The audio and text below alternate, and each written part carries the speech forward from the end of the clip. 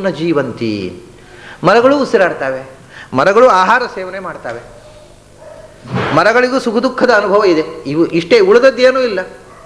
ಸುಖ ದುಃಖದ ಅನುಭವ ಇದೆ ಮರಗಳಿಗೆ. ಮರಗಳು ಬದುಕುತ್ತವೆ, ಮರಗಳು ಆಹಾರ ಸೇವನೆ ಮಾಡ್ತವೆ. ಅದೆಲ್ಲ ಇವನು ಉಣ್ತಾನೆ, ತಿಂತಾನೆ, ತಿರುಗುತ್ತಾನೆ, ಮಲಗುತ್ತಾನೆ, ನಿದ್ರೆ ಮಾಡ್ತಾನೆ, ಬೆಳಗಾತ ಹೇಳ್ತಾನೆ, ಮತ್ತು ಊಟ ಮಾಡ್ತಾನೆ. ಹೇಳೋದು, ಉಣ್ಣೋದು, ಮಲಗೋದು. ಊಟ ಆದಮೇಲೆ ರೆಸ್ಟು, ಆಮೇಲೆ ರೆಸ್ಟ್ ಆದಮೇಲೆ ತಿನ್ನಬೇಕು, ತಿಂದಮೇಲೆ ಪುನಃ ರೆಸ್ಟ್ ಆಗಬೇಕು. ಇಷ್ಟೇ ಆಗೋದು ಜೀವನ. ಅಂದರೆ ತಿನ್ನೋದು ರೆಸ್ಟ್ ತಗೊಳ್ಳೋದು, ತಿನ್ನೋದು ರೆಸ್ಟ್ ತಗೊಳ್ಳೋದು, ಪುನಃ ತಿನ್ನೋದು. ಇದು ತರವ ಕಿಂ ನ ಜೀವಂತಿ. ಇಷ್ಟೇ ಬದುಕಾದರೆ ಮರಗಳಂಥ ಬದುಕು ದದ್ರಮ್ಯಮಾಣಾಹ ಅಂತ ಹೇಳ್ರಿ. ನಮಗೆ ಮೂಗು ಉಂಟು, ಮರಗಳಿಗೆ ಮೂಗಿಲ್ಲ.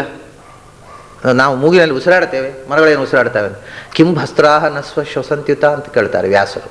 ಈ ತಿದಿಗಳಿವೆ ಅಲ್ಲ, ತಿದಿ ಅಂದರೆ ಏನಂತಾರೆ ಇಲ್ಲಿದೆ, ಗಾಳಿ ಹಾಕುವಂಥದ್ದು ಚರ್ಮದ ಚೀಲ. ಅದು ಬೆಂಕಿ ಉರಿಸುವುದಕ್ಕೋಸ್ಕರ ಕಬ್ಬಿಣದ ಕೆಲಸದವರು ಅದನ್ನು ಇಟ್ಟು ಕಬ್ಬಿಣ ಕಾಯಿಸ್ಬೇಕಾದ್ರೆ ತಿದಿಯಲ್ಲಿ ಒತ್ತಾ ಇದ್ದರು, ಚರ್ಮದ ಚೀಲ.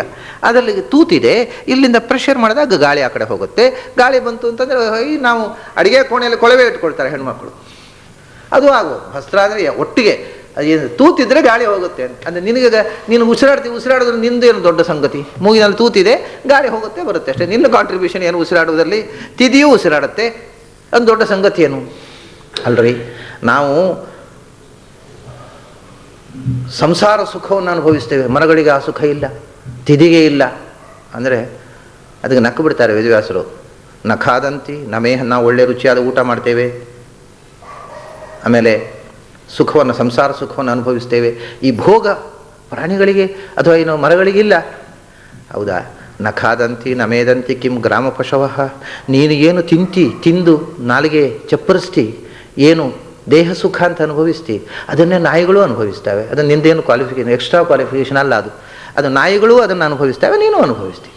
ಅದು ಕೂಡ ಪ್ರಾಣಿಗಳಿಗಿಂತ ನೀನು ಬೇರೆ ಅನ್ನುವುದಕ್ಕೆ ಒಂದು ಸಂಗತಿಯಲ್ಲ. ಅದರಿಂದ ದಂದ್ರಮ್ಯಮಾಣಾಹ, ಪಶುಗಳಂತೆ ಮರಗಳಂತೆ ಬದುಕ್ತಾರೆ ಮೂಢಾಹ, ತಿಳಿಗೇಡಿಗಳು. ಆದರೆ ತಾವೇ ಮಹಾಬುದ್ಧಿವಂತರು ಅಂತ ತಿಳ್ಕೊಂಡು ತಮ್ಮ ಅಜ್ಞಾನದ ಬೇಲಿಯಲ್ಲಿ ತಮ್ಮನ್ನು ಸುರಕ್ಷಿತ ಅಂತ ತಿಳ್ಕೊಂಡು ಬದುಕುವವರು ಹೇಗಿದ್ದಾರೆ ಇವರು. ಇವ್ರಿಗೆ ಮತ್ತೆ ಮಾರ್ಗದರ್ಶನ ಮಾಡಲಿಕ್ಕೆ ಕೆಲವರು ಬರ್ತಾರೆ. ನಿಮಗೆ ಅಧ್ಯಾತ್ಮದ ದಾರಿಯಲ್ಲಿ ಕರ್ಕೊಂಡು ಹೋಗಿ ಉದ್ಧಾರ ಮಾಡ್ತೇವೆ ಅಂತ ಬರ್ತಾರೆ ಕೆಲವರು. ಅಂಥವ್ರು ಬೆನ್ನು ಹತ್ತಾರೆ. ಮತ್ತು ಇವರು ಅದು ಇಷ್ಟೂ ನಡೆಯೋದು ಎಲ್ಲಿ ಅಂದರೆ ಅಜ್ಞಾನದ ಬೇಲಿಯೊಳಗೆ. ಅಜ್ಞಾನದ ಬೇಲಿಯಿಂದ ಹೊರಗೆ ಬರೋದೇ ಇಲ್ಲ ಅವರು, ಅದರೊಳಗೆ ಸುತ್ತಾಡೋದು.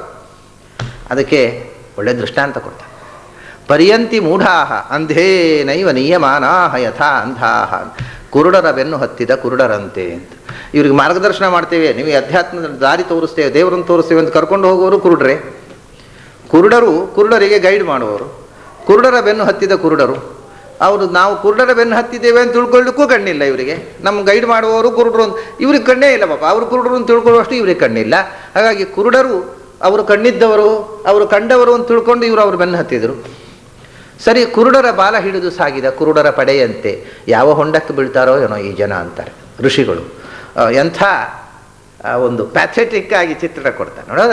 ಅದರ ಹಿಂದೆ ಇರುವ ಕಾರುಣ್ಯ ನೋಡಿ. ಏನೂ ಗೊತ್ತಿಲ್ಲ, ಆದರೆ ತಮಗೆ ಎಲ್ಲ ಗೊತ್ತಿದೆ ಅಂತನ್ನುವ ಹಾಗೆ ಎಲ್ಲವನ್ನೂ ನಿರಾಕರಣೆ ಮಾಡಿಕೊಂಡು ಈ ಬದುಕೇ ಸರ್ವಸ್ವ ಅಂತ ತಿಳ್ಕೊಂಡು ಇನ್ಯಾರೋ ಒಬ್ಬನ ಅದಕ್ಕೆ ಅವನಿಗೆ ಉಪದೇಶ ಮಾಡುವ, ಇದನ್ನೆಲ್ಲ ನಂಬಬೇಡ, ಹಾಗೆ ಮಾಡಬೇಡ, ಹೀಗೆ ಮಾಡ ಅಂತಕ್ಕಂಥದ್ದನ್ನು. ಕುರುಡರ ಬೆನ್ನು ಹತ್ತಿದ ಕುರುಡರಂತೆ ಅಂಧೇನೈವ ನಿಯಮಾನಾಹ ಯಥಾ ಅಂಧಾಹ. ಇದು ಅಂದರೆ ನಾವು ಯಾರೋ ಒಬ್ಬರನ್ನ ಗುರುಗಳು ಅಂತ ಬೆನ್ನು ಹತ್ತೀವಿ, ನಮಗೆ ಸ್ವರೂಪೋದ್ಧಾರಕರು ಅಂತೀವಿ. ಅವರು ಬೆನ್ನು ಹತ್ತಿ ಅವರು ಒಂದು ವೇಳೆ ನಾವು ಯಾರನ್ನು ಗುರುಗಳು ಅಂತ ಆಕ್ಸೆಪ್ಟ್ ಮಾಡಿದೆವು, ಅವರು ಸತ್ಯವನ್ನು ಕಂಡ್ರೆ ಆಯಿತು. ಅವರು ಸತ್ಯವನ್ನು ಕಾಣದೇ ಇದ್ದ ಗುರುಗಳಾಗಿದ್ದರೆ ಅವರ ಬೆನ್ನು ಹತ್ತಿದ ನಾವು ಅವರು ಒಟ್ಟಿಗೆ ಹೊಂಡಕ್ಕೆ ಬೀಳೋದು. ಹೀಗೆ ಅಂಧೇನೈವ ನಿಯಮಾನಾಹ ಯಥಾ ಅಂಧಾಹ ಅಂತ ಇದೇ ಉಪನಿಷತ್ತನ್ನು, ಅಂಧೇನೈವ ನಿಯಮಾನಾಹ ಯಥಾ ಅಂಧಾಹ ಅನ್ನುವ ಉಪನಿಷತ್ತನ್ನೇ ಪ್ರಾಯ ಜೀಸಸ್ ಕ್ರೈಸ್ಟು ಭಾರತಕ್ಕೆ ಬಂದಿದ್ದಾಗ, ಅದು ಒಂದು ವಾದ ಉಂಟಲ್ಲ, ಜೀಸಸ್ ಕ್ರೈಸ್ಟು ಭಾರತಕ್ಕೆ ಬಂದಿದ್ದು ಒಂದು, ಆತ 14 ವರ್ಷದಿಂದ ಆಮೇಲೆ 24 ವರ್ಷದ ತನಕ, ಇವತ್ತು ಇತಿಹಾಸದಲ್ಲಿ ಆತನ ವ್ಯಾರಬೋರ್ಡ್ಸ್ ಗೊತ್ತಿಲ್ಲ ಪಾಶ್ಚಾತ್ಯರಿಗೆ, ಅವನು ಅಲ್ಲಿಂದ ಕಾಣಿಸಿಕೊಳ್ಳಿಲ್ಲ. 14 ವರ್ಷದ ನಂತರ ಸುಮಾರು 24 ವರ್ಷದ ತನಕ 10-12 ವರ್ಷಗಳ ಕಾಲ ಜೀಸಸ್ ಕ್ರೈಸ್ಟ್ ಎಲ್ಲಿ ಇದ್ದ ಅನ್ನೋದು ಪಾಶ್ಚಾತ್ಯರಿಗೆ ಗೊತ್ತಿಲ್ಲ ಇತಿಹಾಸದಲ್ಲಿ. ಅವನು ಆ 10-14 ವರ್ಷ ಭಾರತಕ್ಕೆ ಬಂದಿದ್ದು ಇಲ್ಲಿ ಶಾಸ್ತ್ರಗಳನ್ನು ಅಧ್ಯಯನ ಮಾಡಿ ಹೋಗಿದ್ದ ಅನ್ನುವಂಥದ್ದು ಒಂದು ವಾದ ಇದೆ. ಅದು ಇರಲಿ ಇಲ್ಲದೇ ಇರಲಿ, ಆತನ ಎಷ್ಟೋ ಉಪದೇಶವಾಣಿಗಳಲ್ಲಿ ನಮ್ಮ ಶಾಸ್ತ್ರದ ಸಂದೇಶ ಉಂಟು. ಇದಕ್ಕೆ ಸಂವಾದಿಯಾಗಿರ್ತಕ್ಕಂಥ ಮಾತು ಓಲ್ಡ್ ಟೆಸ್ಟಮೆಂಟ್ನಲ್ಲಿದೆ. ಏನು ಅಂದರೆ, if a blind man leads another blind man, both of them will fall into a pit ಅಂತ. ಇದು ಅಂಧೇನೈವ ನಿಯಮಾನಾಹ ಯಥಾಂಧಾಹ ಅನ್ನೋದರದ್ದೇ ಅಚ್ಚ ಇಂಗ್ಲೀಷ್ ಅನುವಾದ. ಅದು ಏನು ಸಂಶಯವೇ ಇಲ್ಲ. ಮತ್ತು ಒಂದಿದೆ, ಈ ಉಪನಿಷತ್ತನ್ನು ಓದದೆಯೂ ಅವನಿಗೆ ಈ ವಿಷಯ ಹೊಳಿಬಹುದು ಒಬ್ಬನಿಗೆ. ಯಾಕಂದರೆ ಸತ್ಯ ಹೊಳೆಯುವಾಗ ಏಕರೂಪವಾಗಿ ಹೊಳೆಯುತ್ತೆ. ಅದನ್ನು ಓದದೆ ಒಂದೇ ರೀತಿಯಿಂದ ಇಬ್ಬರಿಗೆ ಏಕಕಾಲದಲ್ಲಿ ಹೊಳೆಯಬಹುದು, ಅದು ಬೇರೆ ವಿಷಯ. ಆದರೆ ಬಹುವಂಶ ಆತ ಭಾರತಕ್ಕೆ ಬಂದು ಭಾರತದ ಉಪನಿಷತ್ತುಗಳನ್ನು, ಯೋಗಶಾಸ್ತ್ರಗಳನ್ನು, ಬೌದ್ಧ ಧರ್ಮವನ್ನು ವಿಶೇಷವಾಗಿ ಅಧ್ಯಯನ ಮಾಡಿರಬೇಕು ಅನ್ನೋದಕ್ಕೆ ಸಂವಾದವಾಗಿ ಅನೇಕ ವಿಷಯಗಳು ಸಿಗ್ತವೆ. ಇದು ಒಂದು ಮಾತು. ಅದರಲ್ಲಿ ಇದು ಮುಂದೆ ಇನ್ನೊಂದು ಮಾತು ಕೂಡ, ಇದರ ಮುಂದಿನ ಶ್ಲೋಕದಲ್ಲಿರುವ ವಿಷಯವೂ ಬೈಬಲ್ನಲ್ಲಿದೆ. ಇದೇ ರೀತಿಯ ವಾಕ್ಯ, ಇದಕ್ಕಿಂತ ಸ್ವಲ್ಪ ಬೇರೆ ಇದ್ರೂ ವಿಷಯ ಅದೇ ಇದೆ. ಹೀಗೆ ಅಂಧೇನೈವ ನಿಯಮಾನಾಹ ಯಥಾಂಧಾಹ, ಕುರುಡರು ಮಾರ್ಗದರ್ಶಕರಾಗಿ, ಕುರುಡರ ಬೆನ್ನು ಹತ್ತಿದ ಕುರುಡರಂತೆ ಈ ಸಮಾಜ ಸತ್ಯವನ್ನು ಕಾಣದವನನ್ನು ಮಾರ್ಗದರ್ಶಕ ಅಂತ ಬೆನ್ನು ಹತ್ತಿ ಹೋಗ್ತಾ ಇದೆ. ಇಬ್ಬರೊಟ್ಟಿಗೆ ಯಾವ ಅಧಃಪಾತಕ್ಕೆ ಬೀಳ್ತಾರೋ ಸತ್ಯವನ್ನು ಕಾಣುವಂಥ ಸಾಧ್ಯತೆ ಅಂತೂ ಇಲ್ಲ. ಇದು ಲೋಕದ ಸ್ಥಿತಿ. ಇಂಥ ಸ್ಥಿತಿಯಲ್ಲಿ ಇದ್ದಾಗ ಇದು ಎಲ್ಲವನ್ನ ಮೀರಿ ನೀನು ಇಂಥ ಲೋಕದಲ್ಲೇ ಇದ್ದವ, ಇಂಥ ಸಮಾಜದಲ್ಲೇ ಇದ್ದವ, ಇಂಥ ಪರಿಸರದಲ್ಲೇ, ಇಂಥ ಮನೆಯಲ್ಲೇ, ನಿನ್ನ ಅಪ್ಪನೂ ಈ ಮಟ್ಟದಲ್ಲೇ ಇದ್ದಾನೆ. ಅದನ್ನು ಮೀರಿ ನೀನು ಈ ಎಲ್ಲ ಬೇಲಿಯನ್ನು ಮುರಿದು ನೀನು ಕಣ್ಣು ತೆರೆದು ಸಾಗಬೇಕು, ಕುರುಡರ ಬೆನ್ನು ಹತ್ತಬಾರದು ಅನ್ನುವ ತೀರ್ಮಾನ ಮಾಡಿದೆಯಲ್ಲ, ಇದು ಬಹಳ ಮಹತ್ವದ ಸಂಗತಿ. ಅವಿದ್ಯಾಯಾಂ ಅಂತರೇ ವರ್ತಮಾನಾಹ ಸ್ವಯಂ ಧೀರಾಹ ಪಂಡಿತಂ ಮನ್ಯಮಾನಾಹ ದಂದ್ರಮ್ಯಮಾನಾಹ. ಕೆಲವು ಕಡೆ ಜಂಘನ್ಯ, ಇನ್ನೊಂದು ಉಪನಿಷತ್ನಲ್ಲಿ ಈ ಮಂತ್ರ ಇದೆ, ಅದರಲ್ಲಿ ದಂದ್ರಮ್ಯಮಾನಾಹ ಅನ್ನೋದರ ಬದಲು ಜಂಘನ್ಯಮಾನಾಹ ಪರ್ಯಂತಿ ಮೂಢಾಹ ಅಂಧೇನೈವ ನಿಯಮಾನಾ ಯಥಾಂಧಾಹ ಅಂತಿದೆ. ಎಲ್ಲ ಪಾಠ ಒಂದೇ. ದಂದ್ರಮ್ಯಮಾನಾಹ ಅನ್ನೋದರ ಬದಲಿಗೆ ಜಂಘನ್ಯಮಾನಾಹ ಅಂತಿದೆ. ಜಂಘನ್ಯಮಾನಾಹ ಅಂದರೆ ಮತ್ತೆ ಮತ್ತೆ ಸತ್ತು ಹುಟ್ಟಿ ಎಷ್ಟು ಬಾರಿ ಸತ್ರು, ಎಷ್ಟು ಬಾರಿ ಹುಟ್ಟಿದ್ರು ತಿಳುವಳಿಕೆ ಒಂದು ಬಗೆ ಬರೋದಿಲ್ಲ. ಹೀಗೆ ಮತ್ತೆ ಮತ್ತೆ ಹನನಕ್ಕೆ ಒಳಗಾಗಿ ಮತ್ತೆ ಮತ್ತೆ ಪೆಟ್ಟು ತಿಂದರೂ ಕೂಡ, ಜೀವನದಲ್ಲಿ ಎಷ್ಟು ಪೆಟ್ಟು ತಿಂದರೂ ಈ ಕಬ್ಬಿಣ ಆಕಾರಕ್ಕೆ ಬರುವುದೇ ಇಲ್ಲ, ವಿವೇಕವನ್ನು ತಾಳುವುದೇ ಇಲ್ಲ. ಮತ್ತು ಪುನಃ ಅದೇ ರೀತಿ ಕುರುಡರ ಬೆನ್ನು ಹತ್ತುವಂತಹ ಕ್ರಿಯೆ ನಡೆಯುತ್ತದೆ ಅಂತಕ್ಕಂಥ ಮಾತನ್ನು. ಅಂಧೇನೈವ ನಿಯಮಾನಾಹ ಯಥಾಂಧಾಹ. ಯಾಕೆ ಅಂದರೆ ನ ಸಾಂಪರಾಯ ಪ್ರತಿಭಾತಿ ಬಾಲಂ ಪ್ರಮಾದ್ಯಂತಂ ವಿತ್ತಮೋಹೇನ ಮೂಢಂ ಅಯಂ ಲೋಕಃ ನಾಸ್ತಿ ಪರ ಇತಿ ಮಾನಿ ಪುನಃ ಪುನರ್ವಶಂ ಅಪದ್ಯತೆ ಮೇ. ನ ಸಾಂಪರಾಯ ಪ್ರತಿಭಾತಿ ಬಾಲಂ. ಸಾಂಪರಾಯ ಅಂದರೆ ಹಿಂದೆ ಹೇಳಿದ್ದವನು ಪ್ರಶ್ನೆ ಅದೇ ಅಲ್ವೇ, ಮಹತಿ ಬ್ರೂಹಿ ನಸ್ತತ್, ಮಹತಿ ಸಾಂಪ್ರಾಯೇ ಬ್ರೂಹಿ ನಸ್ತತ್. ಮಹತ್ತರವಾದಂಥ ಸಾಂಪರಾಯ, ಸಮ್ಯಕ್ ಪರಸ್ಮಿನ್ ಅಯನಂ, ಪೂರ್ಣ ಪ್ರಮಾಣದಲ್ಲಿ ಭಗವಂತನನ್ನು ಸೇರುವುದು ಸಾಂಪ್ರಾಯ, ಮುಕ್ತಿಯ ಬಗ್ಗೆ ಸಾಮಾನ್ಯ ಜನಕ್ಕೆ ಮುಕ್ತಿಯ ಬಗ್ಗೆ ಯಾವ ಎಚ್ಚರವೂ ಇರುವುದು ಸಾಧ್ಯವಿಲ್ಲ ಅಂತ ನಿಯಮ. ನ ಸಾಂಪರಾಯ ಬಾಲಂ ಪ್ರತಿಭಾತಿ. ಇನ್ನು ಎಳಸು ಬುದ್ಧಿ ಅವರಿಗೆ ಸಾಂಪ್ರದಾಯದ ಬಗ್ಗೆ ಹೇಳಿದರೆ ಅದರ ಬಗ್ಗೆ ಆಸಕ್ತಿ ಬರುವುದು ಬಿಡಲಿ, ನಂಬಿಕೆ ಕೂಡ ಬರುವುದು ಸಾಧ್ಯವಿಲ್ಲ. ಅದು ಅಂಥ ಒಂದು ಮಹತ್ತರವಾದಂಥ ವಿಷಯ. ಸಾಮಾನ್ಯ ಜನಕ್ಕೆ ಯಾಕೆ ಬೇಕಾಗುತ್ತೆ ಅದು? ಬಾಲಂ ಪ್ರತಿ ಸಾಂಪ್ರಾಯ ನಭಾತಿ. ಸಾಂಪ್ರಾಯ ಭಗವಂತನನ್ನು ಸೇರುವುದು, ನಿತ್ಯವಾದ ಸ್ಥಿತಿ, ಜ್ಞಾನಾನಂದಮಯವಾದ ಸ್ಥಿತಿ. ಅಂದರೆ ಏನೋ ಎಂತೋ ಅದು ಆಗದ್ದು ಹೋಗದ್ದು ಮಾತು ಅಂತ ಅನ್ನಿಸುವಂಥ ಸ್ಥಿತಿ. ಬಾಲ ಅಂದರೆ ಇಲ್ಲಿ ಸಣ್ಣ ಹುಡುಗ ಅಂತ ಅರ್ಥ ಅಲ್ಲ, ಚೈಲ್ಡಿಶ್ ಅಂತ ಅರ್ಥ. ಚೈಲ್ಡ್ ಲೈಕು ಅಲ್ಲ, ಚೈಲ್ಡಿಶ್, ತಿಳಿಗೆ ಬುದ್ಧಿ ಬೆಳೆಯದವರು ಅಂತ. ಬಾಲನು ಅಂದರೆ ಬುದ್ಧಿ ಬೆಳೆಯದವರು. 60 ವರ್ಷ ಆಗಬಹುದು ದೇಹಕ್ಕೆ, ಆದರೆ ಬುದ್ಧಿಗೂ 60 ವರ್ಷ ಆಗಬೇಕು ಅಂತ ನಿಯಮ ಇಲ್ಲ. ಕೆಲವರಿಗೆ 15 ವರ್ಷದ ಹುಡುಗ ಅಂತೇವೆ, ದೇಹ 15 ವರ್ಷದ್ದು, ಬುದ್ಧಿ 60 ವರ್ಷದ್ದು ಇರ್ಬೋದು. ಅಂದರೆ ಬುದ್ಧಿಯ ವಯಸ್ಸಿಗೂ ದೇಹದ ವಯಸ್ಸಿಗೂ ಸಂಬಂಧ ಇಲ್ಲ. ಅಂದರೆ 15 ವರ್ಷದ ದೇಹದಲ್ಲಿ 60 ವರ್ಷದ ಬುದ್ಧಿ ಇರಬಹುದು, 60 ವರ್ಷದ ದೇಹದಲ್ಲಿ 15 ವರ್ಷದ ಬುದ್ಧಿ ಇರಬಹುದು. ಇಲ್ಲಿ ಬಾಲಂ ಅಂತ ಹೇಳುವುದವರು ದೈಹಿಕವಾದ ಬೆಳವಣಿಗೆಯ ಮೇಲೆ ಅಲ್ಲ, ಬೌದ್ಧಿಕವಾದ ಬೆಳವಣಿಗೆಯಲ್ಲಿ ಇನ್ನೂ ಮಕ್ಕಳ ಸ್ಥಿತಿಯಲ್ಲಿ ಇರುವವರು ಅಂತ. ಮಗುವಿಗಿಂತ ಎತ್ತರಕ್ಕೆ ಬೆಳೆಯದವರು, ಬಾಲಿಶವಾದ ಬುದ್ಧಿಯನ್ನೇ ಬೆಳೆಸಿಕೊಂಡವರು. ದೇಹ ಬೆಳೆದಿದೆ ಆದರೆ ಬುದ್ಧಿ ಬೆಳೆದಿಲ್ಲ. ಹೊರಗಿನ ತಲೆ ಹಣ್ಣಾಗಿದೆ, ಒಳಗಿನ ತಲೆ ಹಣ್ಣಾಗದವರು ಅವರು ಬಾಲರು. ಅದು ಎಷ್ಟು ತಲೆ ಹಣ್ಣಾದರೂ ಒಳಗಿಂದ ಬಾಲರೇ ಅವರು. ಅಂಥವರಿಗೆ ಒಳಗಿನಿಂದ ವಯಸ್ಸಾಗಬೇಕಪ್ಪ, ಬುದ್ಧಿ ಬೆಳೆಯಬೇಕು. ಆ ಬುದ್ಧಿ ಬೆಳೆಯದೇ ಇದ್ದಂಥವರಿಗೆ, ಬಾಲರಿಗೆ ಸಾಂಪ್ರಾಯ ಅಂದರೆ ಪರಲೋಕ, ಮುಕ್ತಿ, ಅಮೃತತ್ವ, ಭಗವಂತ, ಜ್ಞಾನಾನಂದಮಯವಾದ ಸ್ಥಿತಿ ಅಂತಂದರೆ ಏನೂ ಅರ್ಥವಾಗುವುದಿಲ್ಲ. ನಸಾಂಪರಾಯ ಪ್ರತಿಭಾತಿ ಬಾಲಂ ಪ್ರಮಾದ್ಯಂತಂ ವಿತ್ತಮೋಹೇ ನಮೂಢಂ.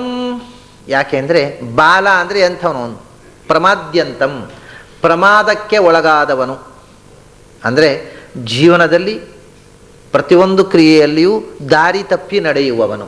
ಅಂದರೆ ಯಾವುದು ದಾರಿ ಸರಿ, ಯಾವುದು ತಪ್ಪು ದಾರಿ ಅಂತ ವಿವೇಕ ಇಲ್ಲದೆ ತಪ್ಪು ದಾರಿಯಲ್ಲೇ ಸಾಗುವವನು, ಮತ್ತು ಇದೇ ಸರಿ ಅಂತ ತಿಳ್ಕೊಂಡವನು ಅವನು ಪ್ರಮಾದ ಮಾಡುವವನು. ಅಂದರೆ ಪ್ರಮಾದ ಮಾಡುವವನು ನಾನು ದಾರಿ ತಪ್ತಾ ಇದ್ದೇನೆ ಅಂತ ಗೊತ್ತಾದಾಗ ಅವನು ಪ್ರಮಾದಿ ಅಲ್ಲ. ಮತ್ತು ಜಾರಿ ಬಿದ್ದ ಮೇಲೆ ಅಯ್ಯೋ ನಾನು ದಾರಿ ತಪ್ಪಿಬಿಟ್ಟೆ ಅಂತ ಪಶ್ಚಾತ್ತಾಪ ಪಡುವವನು ಪ್ರಮಾದಿ ಅಲ್ಲ. ದಾರಿ ತಪ್ಪಿ ಮತ್ತು ತಪ್ಪು ದಾರಿಯೇ ಸರಿಯ ದಾರಿ ಅಂತ ಹಠ ಮಾಡುವವನು ಪ್ರಮಾದಿ.